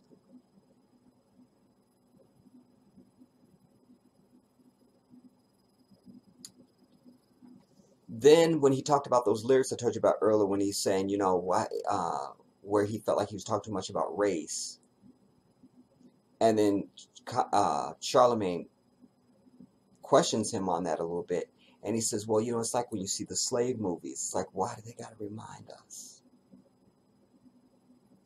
Why do they gotta remind us? But he says it like this: why you gotta remind us? So I would take issue with that because we can never forget. Every fucking year they ring those goddamn bells at fucking ground zero for the fakest fucking self-inflicted wound ever perpetrated by this satanic-ass government, and we're supposed to get all sorrowful about it. We can never forget. Well, bitch, we won't ever forget slavery because we're still living it. 9/11 happened and it's over. The Holocaust, if you believe it, happened and it's over. Our shit is everlasting. We're still dealing with your white bitch ass to this day as I speak. Ain't nobody in no fucking concentration camps or gas chambers right now. Huh? Don't fuck with me. Don't.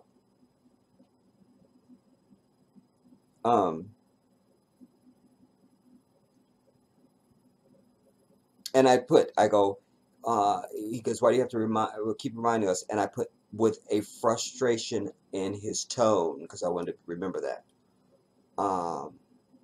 Then he says, and I thought this was inspiring, valid,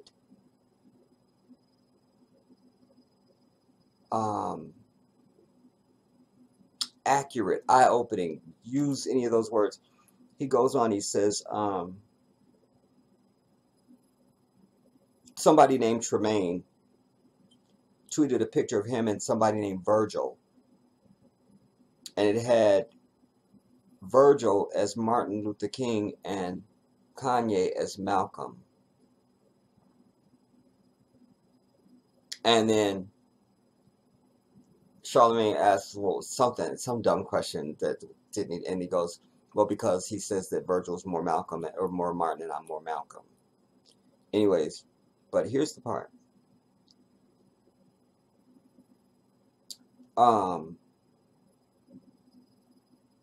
He says a lot of people were upset at that comparison. And he goes, but you know what? I'm going to say this, and I know I'm going to get backlash, but I'm going to say it anyway. Again, the give up. Fuck it. I'm just going to say what I need to say. And if people just can't follow me on this, I don't give a fuck. That's what he's essentially saying. You feel me? Because at some point you see fucking tired of people just being not where you're at. Fuck you. Like, I got to move on. The bus is leaving. You know what I'm saying? If you get there, you get there. If you don't, goddamn it, you just goddamn it don't. And so this was some of that when he says, a lot of people were upset about that comparison. And then he goes on, he says, it's going to cause an uproar. He says, but certain icons are so far in the past that they're not relatable. I love that. And I'm going to give you something to help bring you closer to the understanding that I'm in and that he's in. You know that every year at fucking Black History Month, it's always Harriet Tubman, Martin Luther King, Rosa Parks, Malcolm X, and a very short list. When our list stretches from here to fucking Africa of people that have done things down through the generations. But when he says, certain icons are so far in the past, they're not relatable. You see? This is why we need our shit right now. Because we're still trying to go, and this is my words now, and I'll get back to what he was saying. Because we're going off of a memory. And we're not raising anybody else. I'm cut from that same cloth of anybody you're going to name. I'm that person right here in front of you. This is what the fuck it looks like, everybody. Because I know who I am. I know who I am. And for many years of my life, I walked around the earth saying I was born in the wrong century. I was born in the wrong decade. I'm born too late. I'm born too late. I'm born too late. Because I'm just like them. Just like them. I don't have the patience that they had. I don't have that. And I don't have the tolerance or the empathy for my people. And I think that I don't need to. Because they were dealing with my people at that time. I'm dealing with my people now. And by between them and me, you should be at a certain level. And that you're not. I'm the motherfucking chastiser now. To say, fuck you, get off your ass. Get off your bitch black ass and let's goddammit do this. So I don't need to have their compassion and their patience. I don't need to. I don't need to.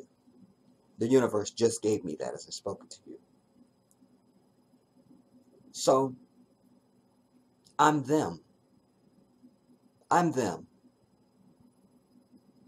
But I'm only one. And so,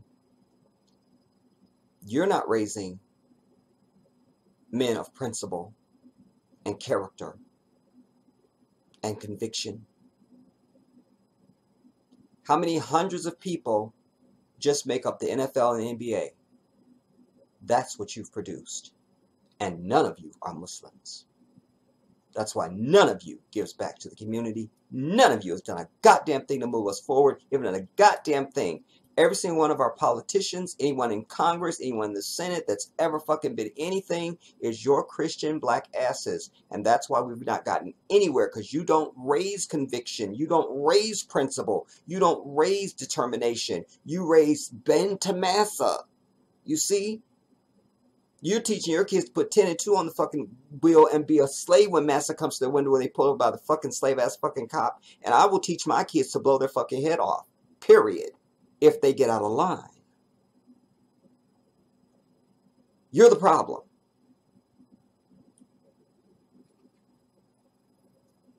And so when you I feel like he's someone who wants to sort of come out with more and say more. And now you got to deal with the fact that Kendrick Lamar is on the scene and he's saying certain things. He's supposed to be so brilliant.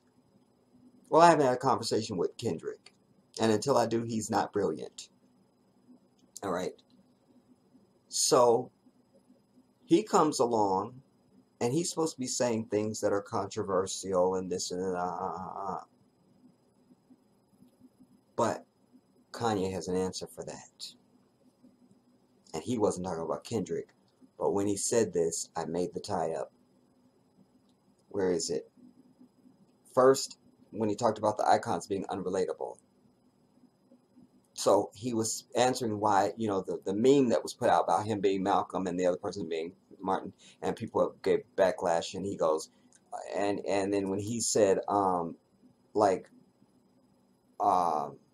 basically what he was saying there is like, so then why can't I be a Malcolm? In other words, I'm here today, I would be more relatable right now. I think that's what he meant when he was saying, you know, a lot of icons are so far in the past that they're not relatable. But the thing I think that answers my thing about Kendrick is, and I'm going to just say it now before I can find it, because it's going to take me longer to find it than it would be for me to tell it to you, and then when I run into it, I'll do it again. He says, again, going back to what I know, why he said the slave thing, the way he said it and didn't go far enough, and clarify, kill this white devil. And the things that I've told you already. He said in this interview about, he felt like the song talked too much about race, and he wants to, we have to deal with issues of race, but he doesn't want to be so, he wants to go in a different direction and things like that. Well, another revelation comes through when he says,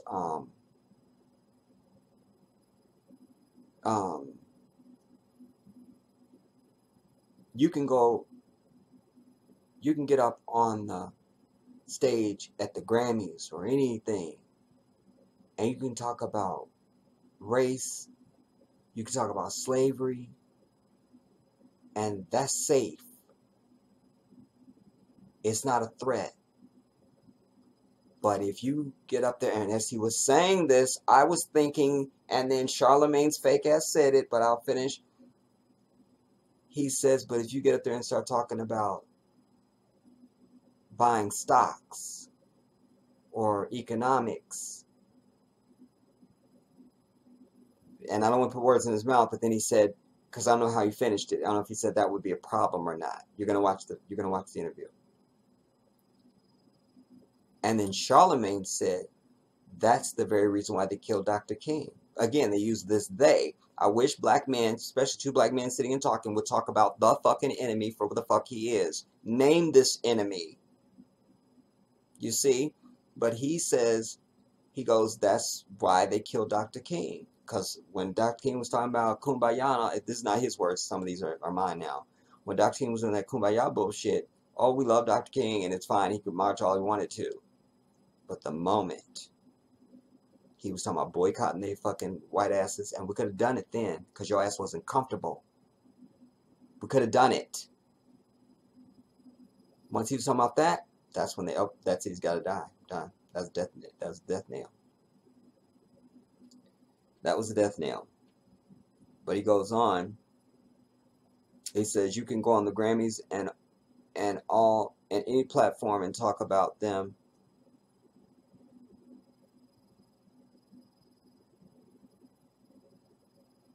And scream it out because it's no threat. But if you get up there and talking about stocks, that would be a threat.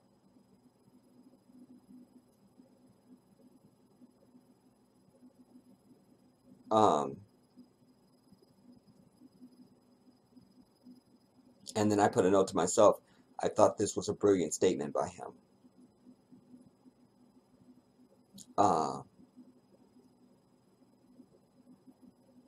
And slightly misguided because, yes, true. I mean, not even misguided, just didn't go far enough. Like, yeah, that would be a threat, but also telling us we need to start banding together against fucking white people and turn this whole shit around, period, at the end. You know? Because then and only then are you going to find out if there's any good white people. Right now, they're able to fake like they're good. You don't find out shit until the fat hits the fire, bitch. Either it's frying or it's not.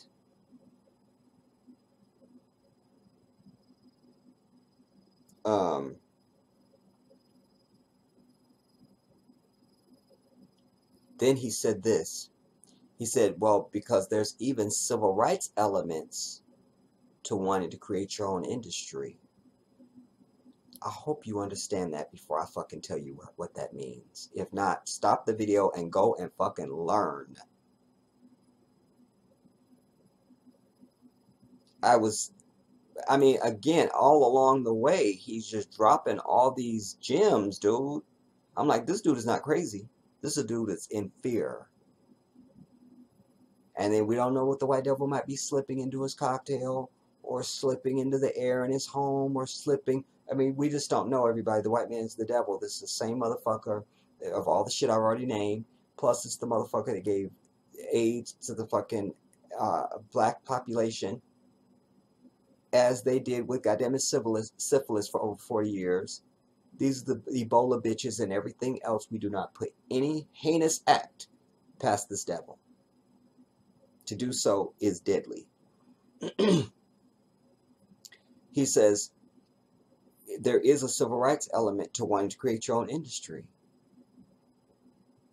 He goes, now, he's like, you look at like, he goes, because that's a threat. And he's right. Because we know that every time we've tried to have our own shit, they somehow come to try and sabotage it. It never fails. From industry to fucking YouTube. A white devil can get on here and say they do the exact same video. They'll pay them. They're not trying to pay black YouTubers. Not trying to do it. That's part of their fucking business model. Don't fucking pay back black people for shit. Fuck them and the greasy fat bitch that gave birth to them. But he goes on to say, he goes, basketball and rap are industries. He goes, they're somebody else's industries. So you're always just a player. I had to stop the video. I said, this dude is not crazy. He's not crazy. And it became clear to me that a narrative is being forwarded that he's crazy. And I've already told you, he kept mentioning so many times, if I die today, you could kill me today if I die today. He said it more times I've ever heard in one sitting of any human being since I've been on earth. Tells me something.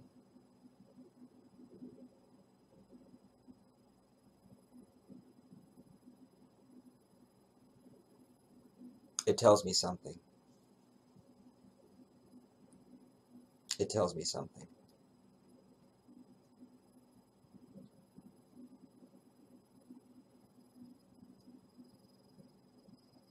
Because I already told you, he said, I was 39. I was like, I made it to 39 with my opinion. He wasn't expecting to live. You see. But when he said that, basketball and rap are somebody's industries. And you're always just a player. I had to stop the video. It's done.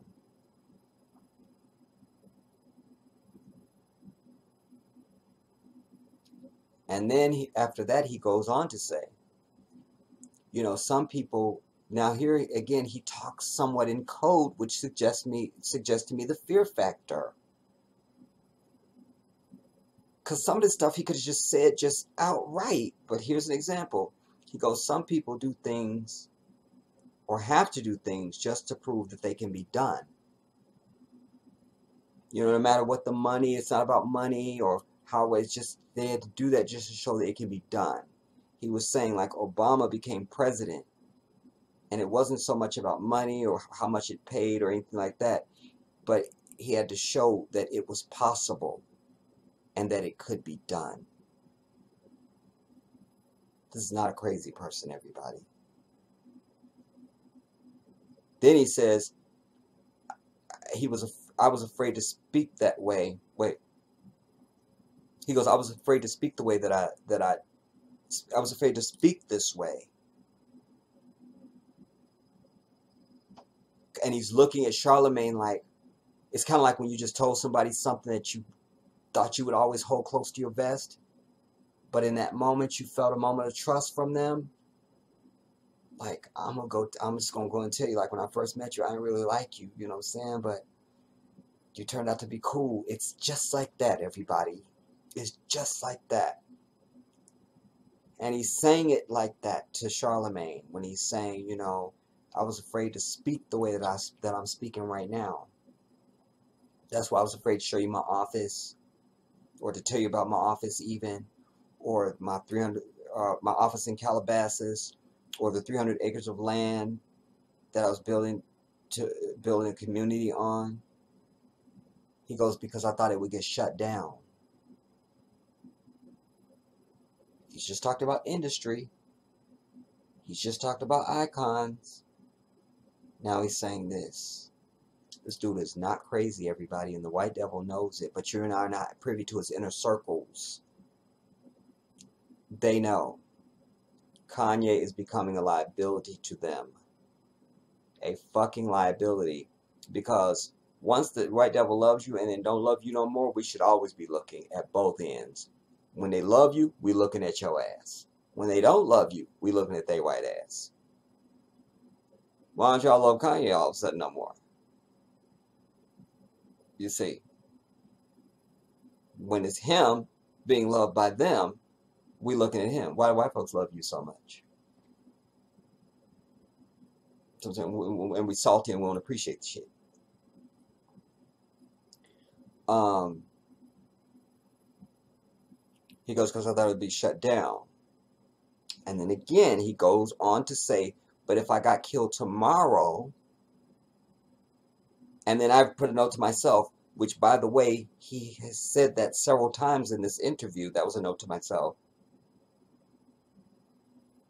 He goes on to say that just that he put the idea out there of the industry, of building this, will affect some young kid that's influenced by him that sees it later and goes, he did that, it can be done. This is not a crazy person, everybody. And then I immediately thought about Tupac, and then fucking Charlemagne's fake bitch ass said it, but it was valid. Thought about Tupac when he said, I may not change the world, but I guarantee you I'm gonna be the spark of the mind that's gonna change the world. It may not be me, he said. And he's in a grave now.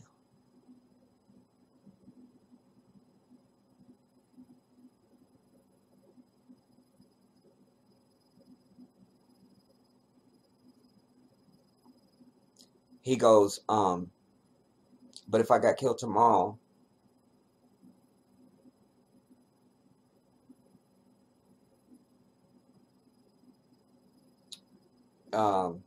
just that he put the idea out there for it to be done.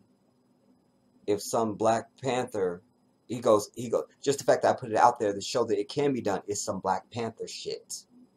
Those were his words. He says, because a young kid in high school or college right now could see that and be influenced by it.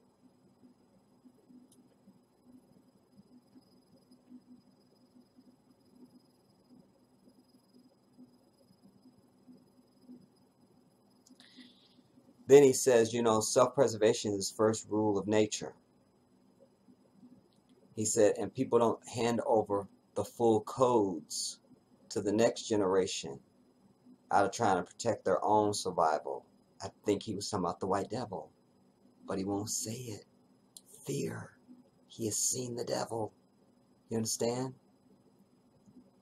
This is not somebody who expects to live much longer, everybody. You need to know that as well. That's something else the universe was giving me. Because not just his words, but there was something about his tone that was almost bequeathing. Like sometimes there were things my grandmother would tell me towards the end of her life that I knew she wasn't just telling me that. It was different than anything she'd ever told me. It was like, this is a last message. This is another piece. Here's another piece. But you knew those were last pages. Those were last pages. Bequeath. Final. This is it. I will this to you type thing, And his tone was a lot like that.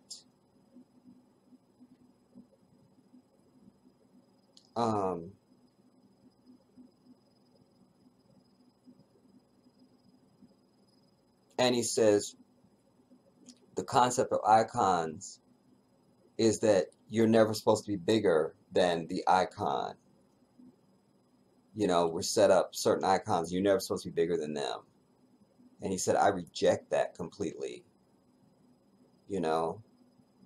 Like, and what did he say after that? He says, I have a real problem with that. That's what he said. I have a real problem with that. Because he had said, he says because he has a problem with the idea that have been set up to make you feel less than who you are for your entire life.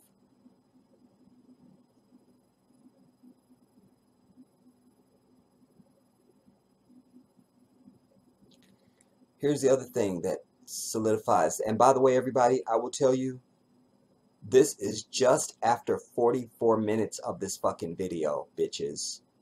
I still haven't watched the whole thing. At this point in this video, I've not watched the whole thing. When I finish giving you my review, I'm going to stop all this and see what the timestamp is and decide if I'm going further. But I need you to know at this point, all this that I'm telling you right now is gleaned off of just 44 minutes from this fucking video. Period.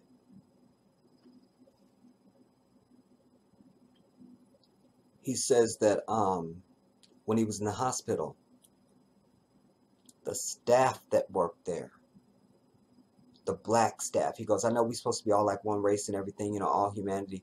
He goes, but he was finally, he was acknowledging, but nah, this was a black thing. I'm paraphrasing his words for you, and you'll get the same thing when you see it. He was like, it felt like a family, like a village. Did he say village? Tribe. You know, like, he just knew that they was feeling like, that's our boy in there. That's Ye. Like, but you know when you're being loved by our own, everybody. You know. You know. You know. And he was feeling that. And he just felt like, man, he just felt like he was letting the black community down, you know.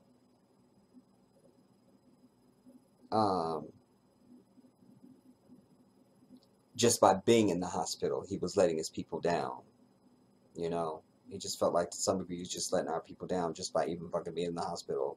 Like, what am I doing my bitch ass up in this hospital, you know?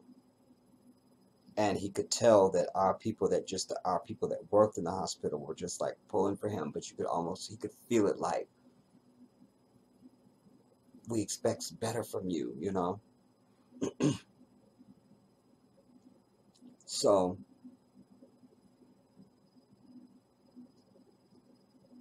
this is not a crazy person. I'm gonna watch the rest of the interview, everybody. And then maybe there'll be a split here, and then I'll continue talking, or maybe this might be the end of it. I may just put this out and be done with it, and then watch the rest of the video, and we talk about it at some point, but whatever.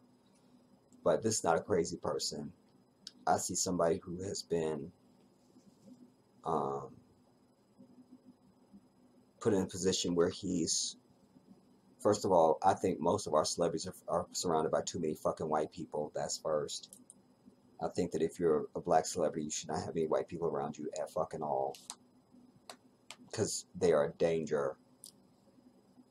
You know, period. If it's some white people you already knew, I still don't like their ass either, but if you already knew them since fucking grade school or something, and you wanted to have so-and-so along with you, and there's a certain, I can't really control that.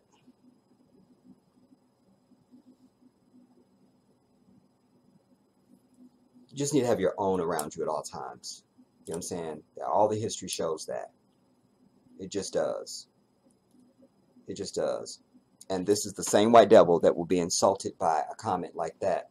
But their society, you get one fucking felony when you're like 12 years old and you can't get a job the rest of your fucking life. Fuck you, bitch. All the shit you've done to all humanity, fuck you, bitch. And the greasy, fat bitch that gave birth to every single fucking one of you. I'm over it. Anyway.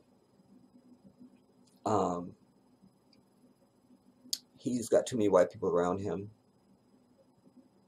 And then in addition to that, you have to deal with white people because you're in an industry that they own, unfortunately, because we've given it away. They systematically got rid of the death rows of the world, you know. And say what we want to say about Suge Knight, at least that shit was all black, goddammit. And at the helm, you had a black man calling the fucking shots. And he did business the way he saw fit by any fucking means necessary. And that at least is enough to garner the respect of the Jedi. Because the music industry is a cat-eat fucking cat world.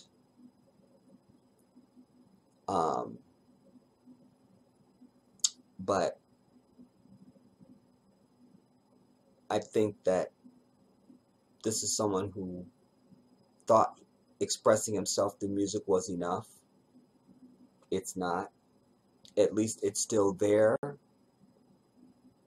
Um, if he ever stops doing music, he will definitely write or something. He has to get this out because that's creative people. You just have to. You have to. You have to. Like I said many years ago, when Janet was like, "This will be my last tour," I start telling all humanity, "This is not her fucking last tour. You can't. You can't. It's too much. It's in her." Michael would have been on stage when he was 90 if he could still get out there. That's why you see fucking Dean Martin and the likes, and even before Sammy Davis died, and people, you'll see these people. You're gonna see these people because it's in them. That's where they're most alive, is in the thing that they were sent to earth to do, and that's to be on stage. Period. Period. Period. I know this from my own life, you know. So, but he definitely is feeling a sense of mortality, both in age and in circumstance, dealing with this white devil.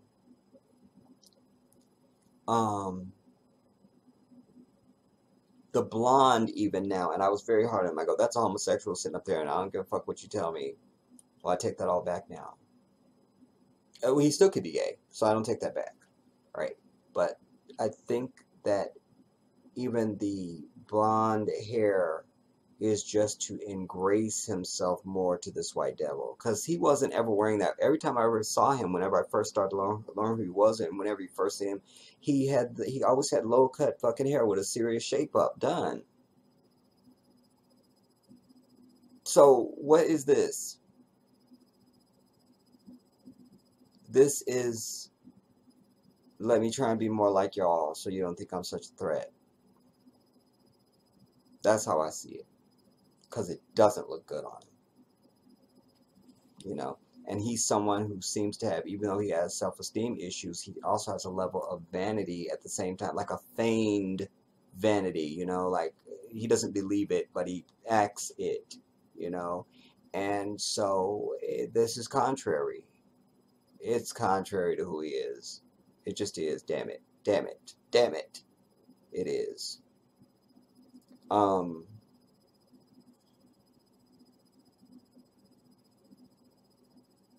worried for him now.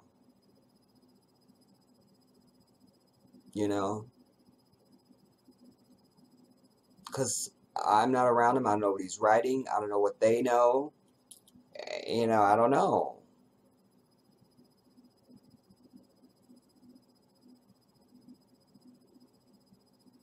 I don't know. And I also think that he has said certain things because maybe publicists have said, maybe you need to say this, maybe you need to say this. Because you're really making people angry, Kanye. You're just making people angry to be some fucking Zionist Jew smoking a cigarette. You're just pissing people off, Kanye, and you're just doing such and such, and maybe you need to do so and so. And that gets into his head. And you're trusting them. They're in the industry, they know, well, so-and-so says so-and-so, and well, that's so-and-so telling you this, And then all of a sudden you're at some big shishi poo-poo Beverly Hills party, and some random white devil comes up to deliver something that you don't think is being delivered. They just having a conversation, but they're really there to deliver something, to echo some shit that's already been said, to fuck with your mind. Oh, I've seen it, dude. I've seen it. I've seen it. I think that's what ran my friend Vanity into the grave eventually. It was her health issues, but I saw her. I want to talk about her. I'm going to cry. Anyways. Just the white man's the fucking devil. That's what you need to know. Damn it.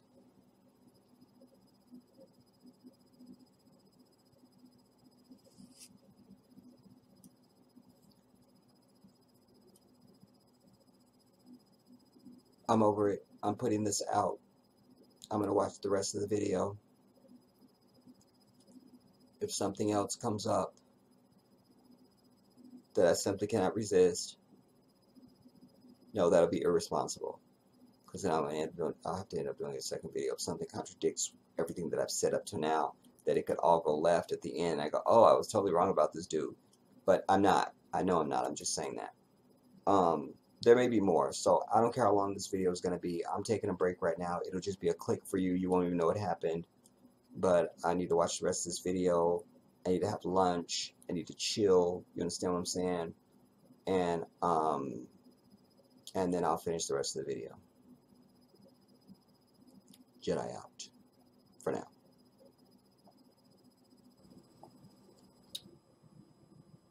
Okay, so I'm back, everybody, and it's actually the next morning.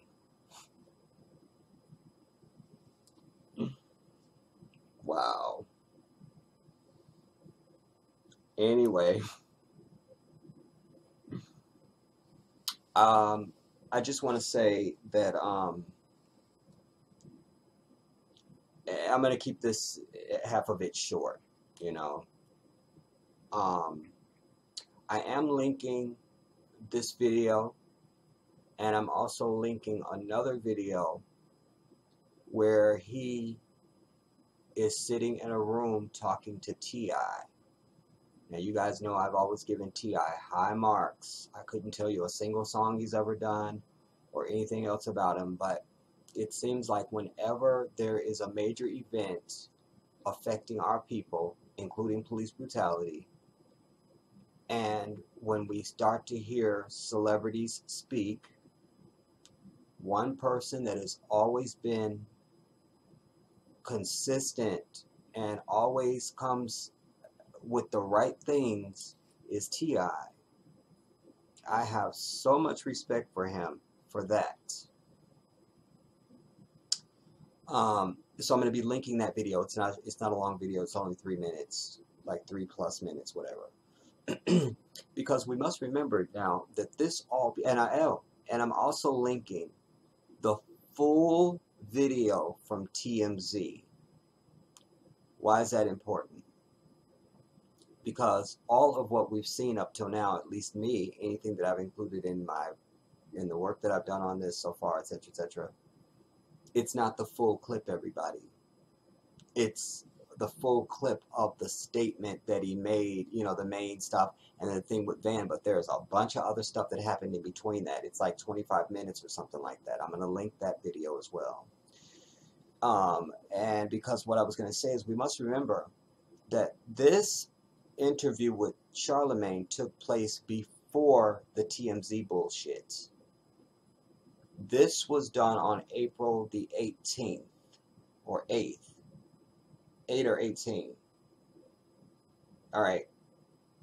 So it was before the TMZ thing, and the only dust up that it was about at that time was the wearing of the red Trump hat. It's important to make that distinction because something happened between this and TMZ. Because the person here is different than the person at TMZ. And I'm going to suggest to you, because at the end of this interview, he talks about how, once again, when he was in the hospital, and I hope I don't still have sleep in my eyes and everything, you guys. I know I look like some bullshit, and I apologize. Damn it. All right, we're not here about me. All right, I always tell you, this whole thing, all this whole YouTube thing, it's not about me. It's not about me. You know, it's about us. That said, I would like to not look like bullshit whenever I'm on camera. But what are you gonna do? All right, I was not given the gift of model. But anyway, he talks about once again being in the hospital, and he talks about how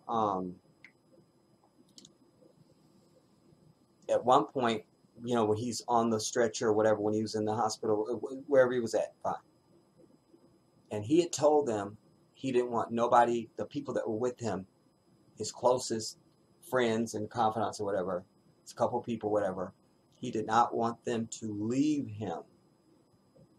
And he told the staff, I don't want them to leave me. I want them with me the entire time with whatever he was going through at that moment.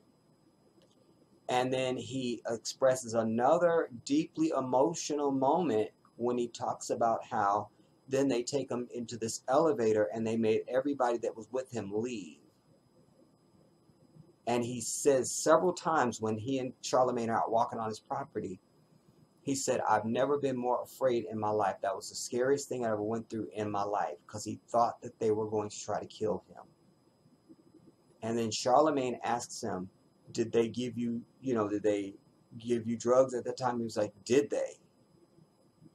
So we don't know what they pumped him up with, what they put in his system. The white man is the devil. You have to always remember that. I tell you, you wake up in the morning, you give thanks and praise to Allah for giving you another day and give you another chance, and then you proclaim the white man is the devil, and you continue your day. Because you need to have that frame of mind, everybody, going through your day, because you're having the wrong response and the wrong reaction to shit. You're not handling things properly. You're not engaging with this enemy properly, because you're not doing that daily affirmation. You must remember that, because it is the truth. We didn't make it that way, and we don't have to like it, and God damn it, they don't have to like it. But it's going to still be the truth. And so he goes, after you've just told them that you don't want anybody to leave you, and these are the closest people to you and everything like that, and what do? They make them leave. Well, shame on those people that they made leave, because if you know me as the Jedi and I'm your friend, I tell you guys, I am fiercely loyal. Fiercely loyal. There's no more loyal friend you would ever have in your life than me. I promise you that. And if I'm there and they're trying to get me to leave, I'd be like, fuck you, bitch. I'm not going nowhere. Because he already said he didn't want us to go nowhere. So why are you trying to make me do anything? What are you doing? And I would want the director of the facility. I would create a scandal. I would do it all. Whatever I had to do to be fiercely loyal to you, it will happen. It will happen. So that's important to remember, because then Charlemagne says, as they're out walking on the property, beautiful property, by the way, in Calabasas. Beautiful, this 300 acres, just beautiful, rolling hills, beautiful, beautiful, beautiful. All right. And Charlemagne says, are you on medication now? He goes, yeah, but I'm not going to tell you what. Because, like, he doesn't want people judging him and whatever, and just whatever. So Charlemagne said, okay, well, you're not going to tell us what you're on, but then, can you at least tell if it's helping you? He's like, yeah, it just helps keep me calm or whatever. I said to you at some point, I don't know if I said it in this video, but I've said it. And I know I probably said it in the first video that I did, that I ever did on this, when I said that you can't, white people are the ones that came up with these psychotropic drugs. Drugs supposed to make you just feel better. I'm depressed, I need something to take. Anything has to do with behavior and thought and emotion. Fuck that, you guys, because then you're playing God. Your mind is the strongest thing that you possess, and it's not even yours. It's the strongest thing that Allah has given you to use. Like, whenever I'm feeling down, my sister and I, we have this thing, we say just a funk. Just in a funk. We just leave it at that, because any level of depression and sadness and things like that is ungratefulness to the Creator, because you're not taking inventory of what's good. You're only focusing on whatever it is that's bad, or that's, that's not as you would want it. And that's ungratefulness. It's the same as having a house, having food to eat, having a job, but you don't have a car, and you're pissed off that the person next door to you has a car, and you're depressed that you don't have a car, because you're not taking inventory of the fact that you at least have a roof over your head, you have a job, you have food to eat. You see, you got to take inventory of what's good.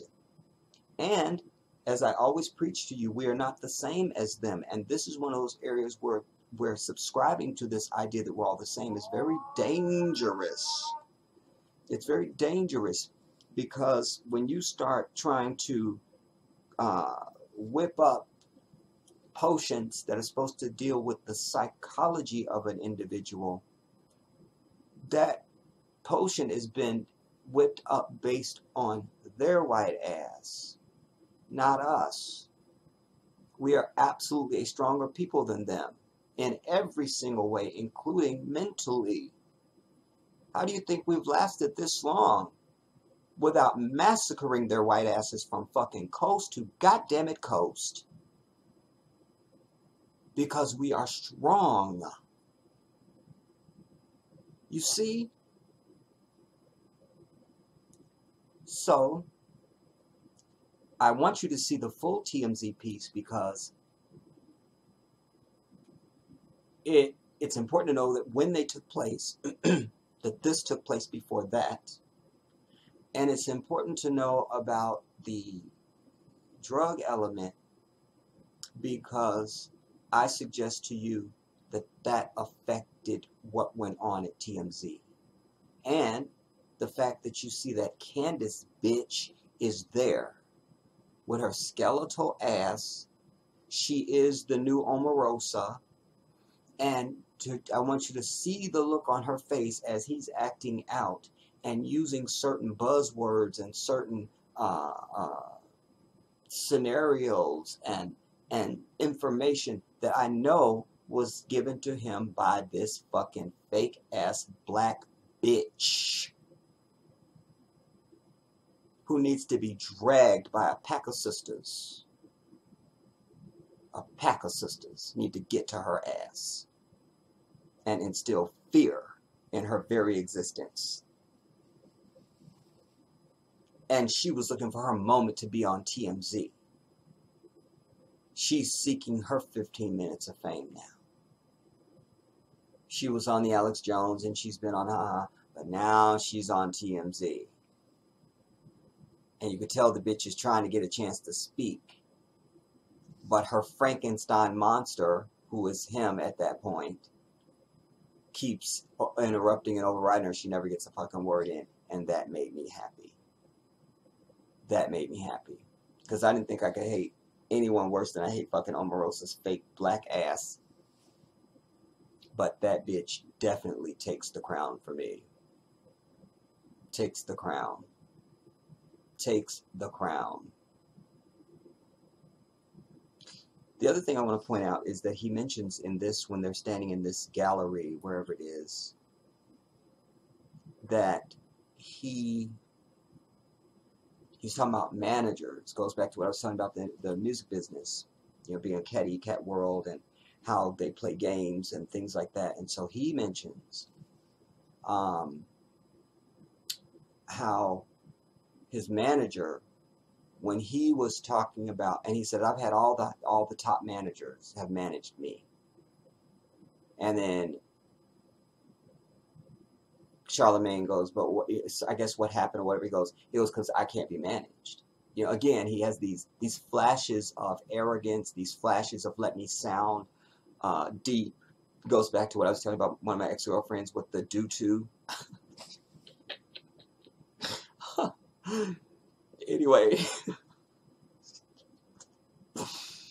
Anyway, so you have to be able to separate those things out in order to stay on what's really authentically him, you know.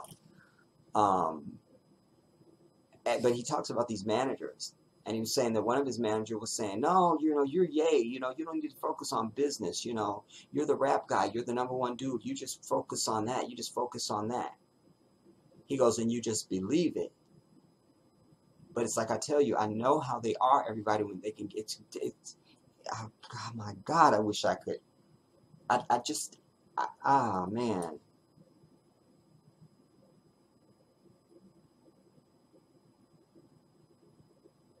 Anyway, he said, but you don't understand. He goes on to say, but you don't understand how, like, you know, then it's like your manager is talking to your road manager is talking to the guy that sold you your house, and they're talking, I mean, and it's all becomes, everybody knows everybody, and it's like you're fenced in, and you don't have any control, and therefore you can be controlled and manipulated. I know this. You feel what I'm saying? That's what I be telling you about black allegiance, black collusion. Damn it. You don't ever turn on another African person that's authentically one of us. You stand behind them to the fullest, even if they're fucking wrong and you know it. But you chastise them about that shit when y'all get alone. But goddammit, if they out proclaiming the sky is purple, you say it is fucking purple, and you fight to the death if you have to defend that lie. Out of loyalty and unity. Because that's what the fuck this white devil does. How's the dude that's selling you your house engaged with everybody the fuck else? You see? Because it's one devil. One.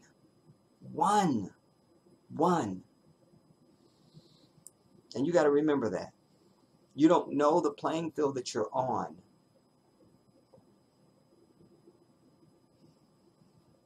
I want to digress back to something that I said in the first half of this video when I was talking about, when he was talking about, I don't know if I mentioned this, but he had talked about, when he was talking about the icons, you know, some of them are unrelatable.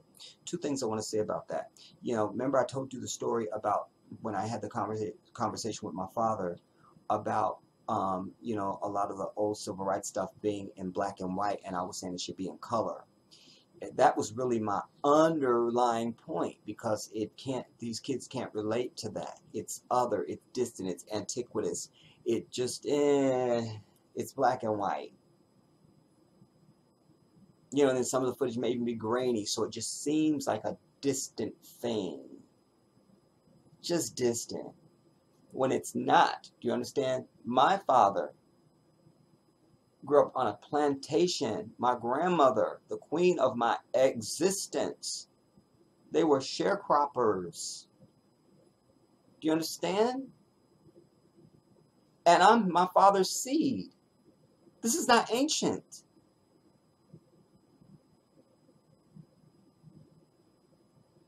But when he was talking about that, them being unrelatable, and he was saying, he went on to say about, you know, he goes, when I saw the thing about them putting Harry Tubman on the $20 bill, he's like, why not put Michael Jordan on the $20 bill? Because again, he was keeping that train of thought of it being relatable. You know, Michael Jordan is more current, you know. And I thought that was a great point as well, you know. But you should see the T.I. thing, because there is brilliance there. And I just love the visual, again, of this, of him and T.I. in the room. And there was other people there standing around.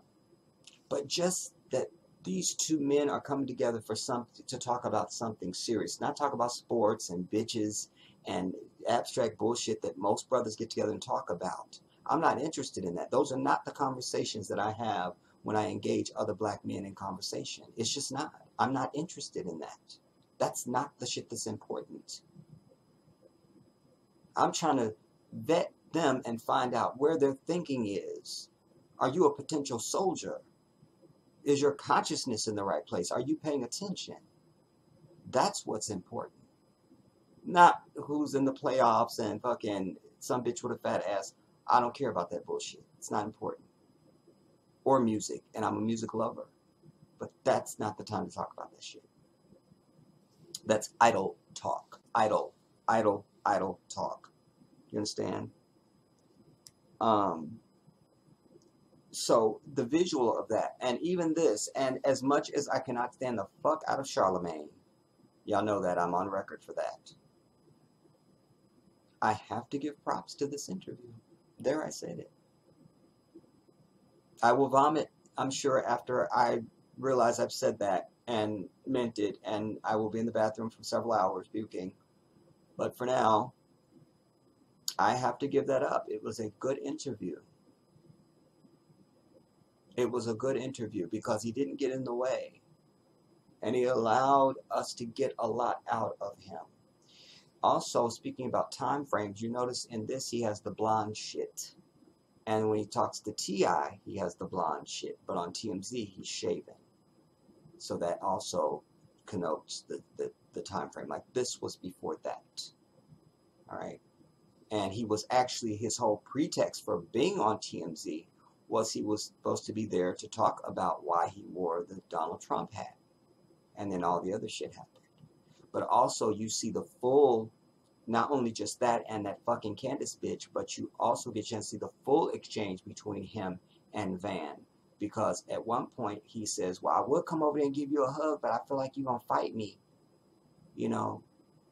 And Van goes like, I'm going to fight Kanye West on TMZ. Are you serious? You know? So he went over and he was trying to give Van a hug. Van just like fake hugged him, like, because he was over him, you know. And there's more when he turns around and asks everybody at TMZ, has anybody here been touched by anything that I said today? Has anybody been touched by what I said, you know? It's an interesting clip.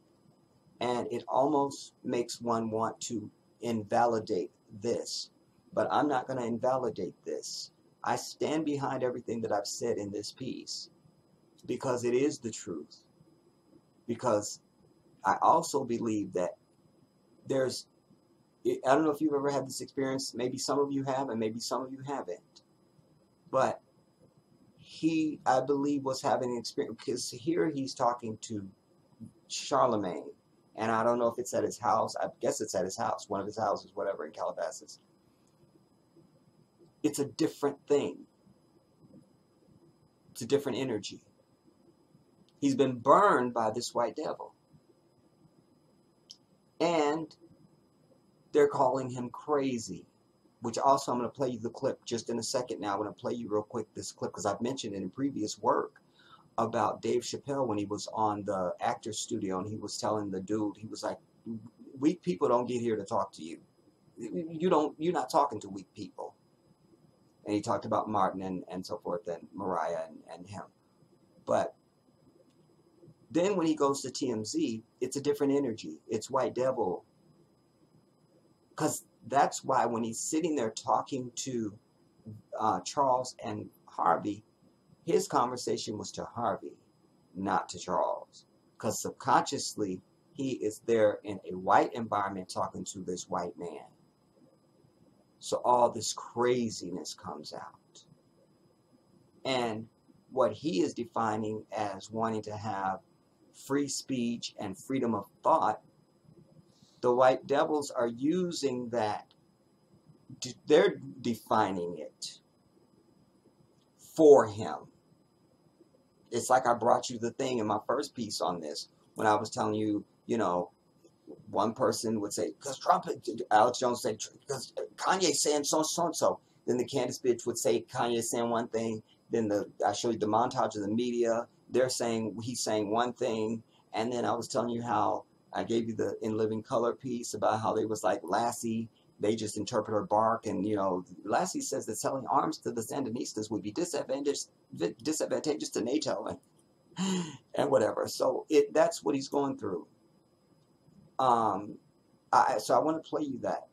But that was a different mindset. And also, he may or may not have been on medication, whatever this medication is that he won't tell us what it is, when he was at TMZ.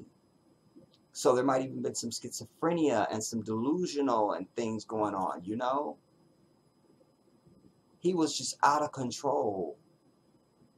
Out of goddammit control. Let's play this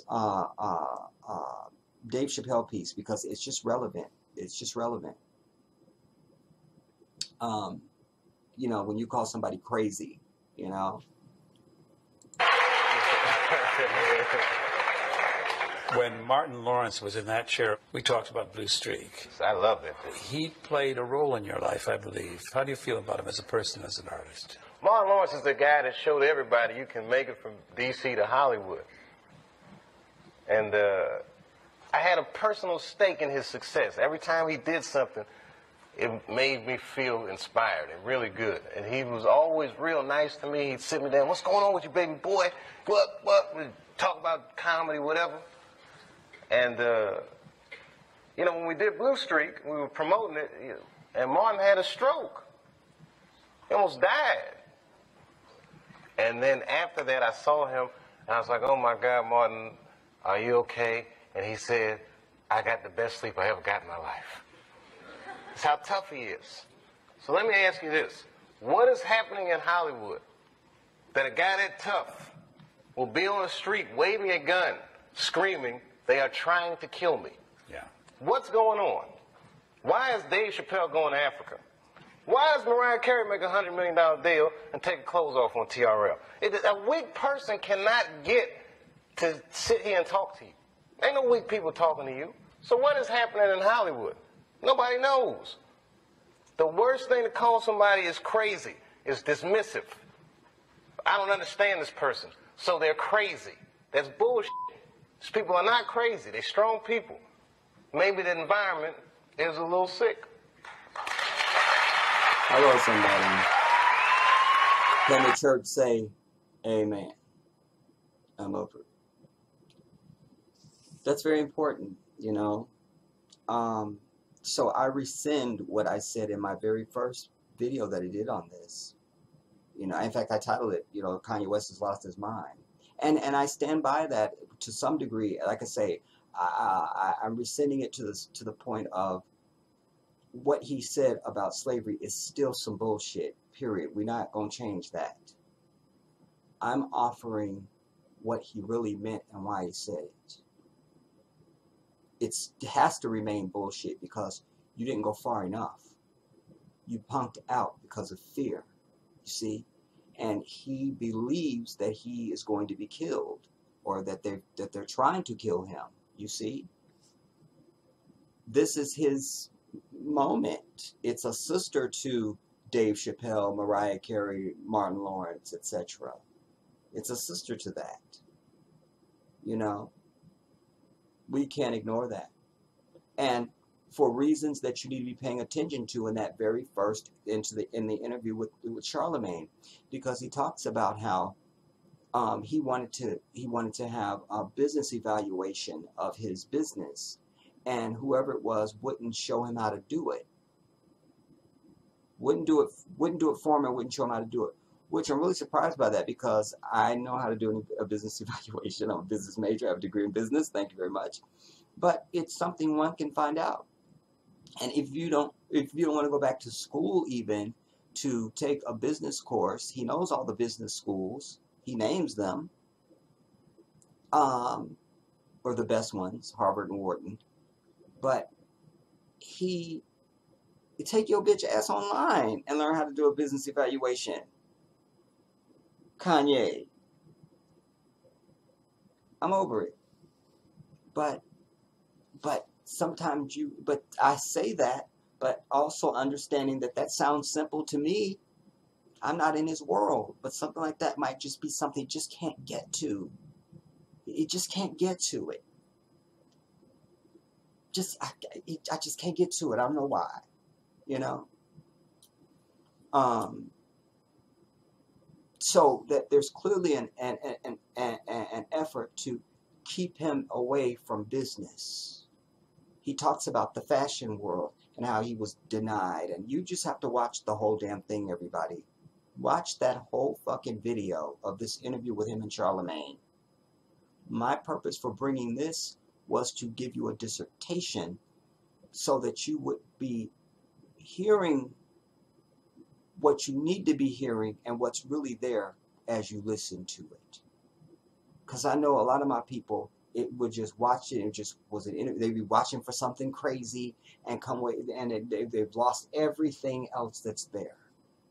And I wanted to excavate the situation and show you, here's what lies beneath. Here's what's really going on. This is what we're saying. And in an attempt to try to identify the authentic, real Kanye West, who is there. Who is it? Lastly, I'll say this. I believe because they are demonic and because they are all whores, including their mother, Them Kardashian bitches. I believe that they have been commissioned, because I already told you I believe that the Kim bitch approached him. I don't think he pursued her. I don't think he pursued her. I think she pursued him. But I can't find my Carmex. But Allahu Akbar. I think they're in on it. I think they're in on it. I do. I think they're on it because, like I say, when you watch him, you wonder, at least I do, the question keeps presenting itself to my mind, why is she with him? They don't have nothing in common but fame. That's it. That's it. They don't have anything in common. You know? And I think it's just a black dick for her. This is the same bitch that was with fucking Rage.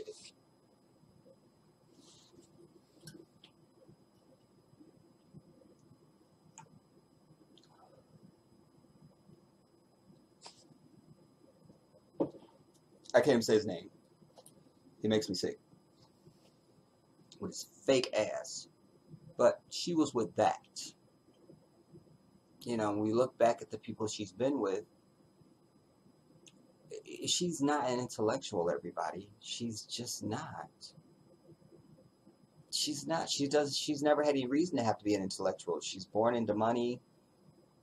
Not the money that they have now, but she was born into money because their father was a very successful, high-powered attorney, you know. And, you know, just, there's no real need for intellectual gravitas, you know. No need. She's not equally yoked with him. He can't entertain the types of conversations with her that he would want to. She's just going to sit there with that deadpan look that she does on the fucking red carpet. I can't. I think I just lost my retina in my left eye. I think I just lost my retina. Anyways, fuck her. I think the family's in on it. I think Kanye needs to get away from them because I believe that he is in danger. Physical danger. And that this is, they've already been putting the rumor out that the Crips are out to get him. That sounds like, because when he responds to that, he talks about it being a Malcolm X moment. You know? So it's like, put that out there and then blame it on them when it happens. It's like setting a predetermined, self-fulfilling prophecy that you've orchestrated. You know? Put down cooking oil on the damn floor in the kitchen. Tell somebody to walk in there. But when you walk in there, you're probably going to slip. You're probably going to slip. And they go in there and say, I told you you probably was going to slip. But your bitch ass the one to put the grease on the floor. So this is the same thing. You know. I don't like it.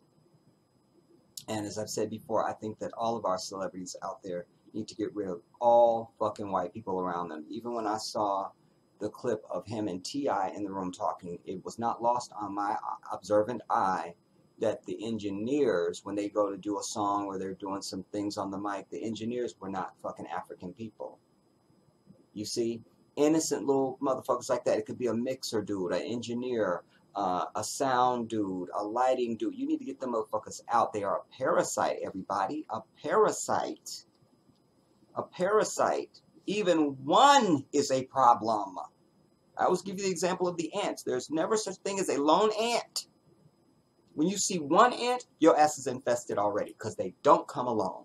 Ever. Ever. Ever. You seeing one ant, there's an entire legion massed, ready to do the shit they're going to do. They're ready. They're just sending out scouts. Just sending out scouts. Just sending out scouts. You see? So you can't trust any one of these people at all. Not even to mop the fucking floor of the studio. Don't do it. So we need to be paying very close attention because they're trying to destroy him, I believe, because he is aware that he doesn't want to rap the rest of his life, and that's not where the money is ever going to be. You'll hear it.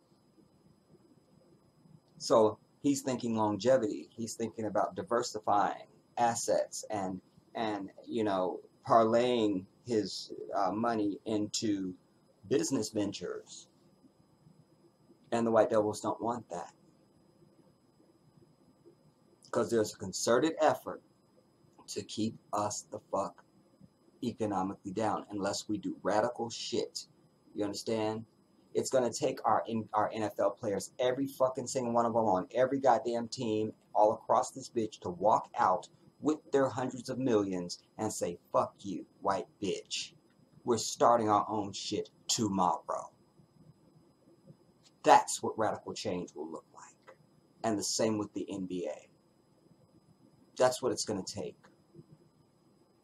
It's going to take that. It's going to take Ryan Coogler going to those people and all the other African people that have fucking money and shit, and Tyler Perry and Oprah Winfrey, to get his movie made. He doesn't need to go to the White Devil. We need to leave these people the fuck alone, because they are the devil, and everything they do is to hold us the fuck down and back, while selling this notion that we can't do anything, when everything that has been done on this earth is because of us. Period. I'm sick of it. I'm sick of it. Anyways, I hope I've said enough, everybody. Go and watch the videos that I've linked down below. Like I said, I've linked this one, the interview with Kanye with Charlemagne, the full clip from TMZ, and then also the 3-minute clip of him and T.I. in the room talking about the red hat, and T.I. trying to get some answers. And one thing, I got to tell you this, one thing T.I. said, and I'm going to use this, because you always hear people say, and Kanye said, I mean, half of the stuff that Trump do, I don't agree with.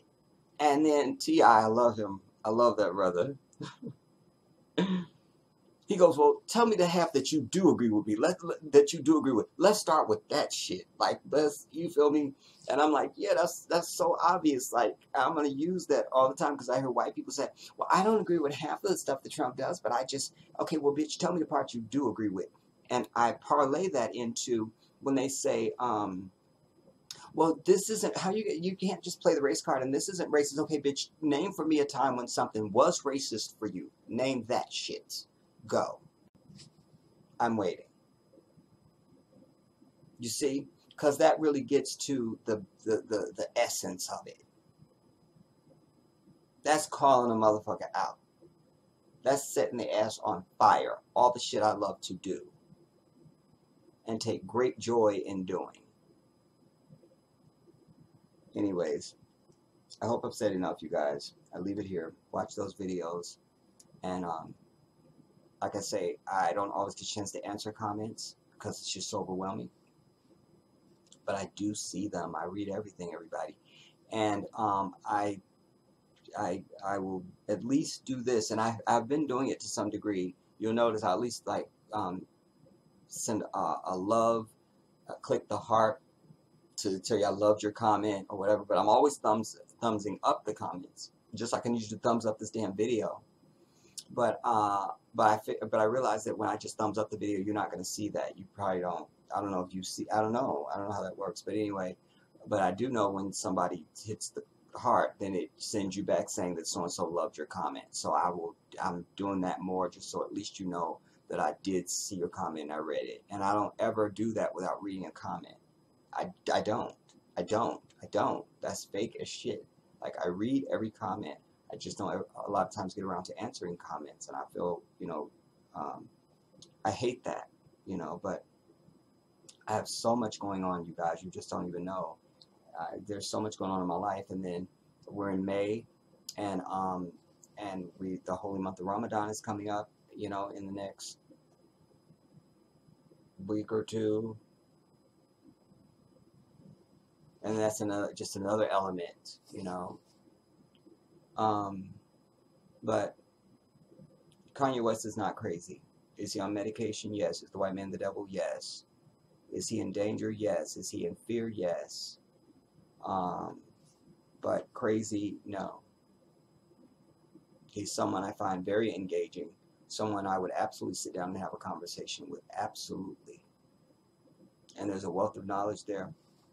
And also what I noticed too is he's very measured in his answers. He's purposeful in when he's answering, and then anytime Charlamagne asked him something that required, he never just gave an answer. I don't even think I heard a lot of come out of him. It was wait, think, measure, and then speak. I appreciate that about him. I appreciate it. You know? And the last reason I'll say that I need to do this, because I always tell you that anytime I hate anything or anyone, I always try and see other stuff on them to see maybe you'll say or do something, I realize that I do still fucking hate you, or maybe I go, oh, you know, I don't hate you after all, or I don't hate you as much or something, you know? And so this was that for me as well. Like, I don't dislike him, and I don't think he's crazy. I see someone who is caught up in the conspiracy of this white devil, and that he doesn't have a lot of you to support him in his inner circle. Real soldiers, real people like that would be like me, that will stand against the fucking storm regardless. You know, he just doesn't have that, so he's kind of alone in his world. Kind of alone.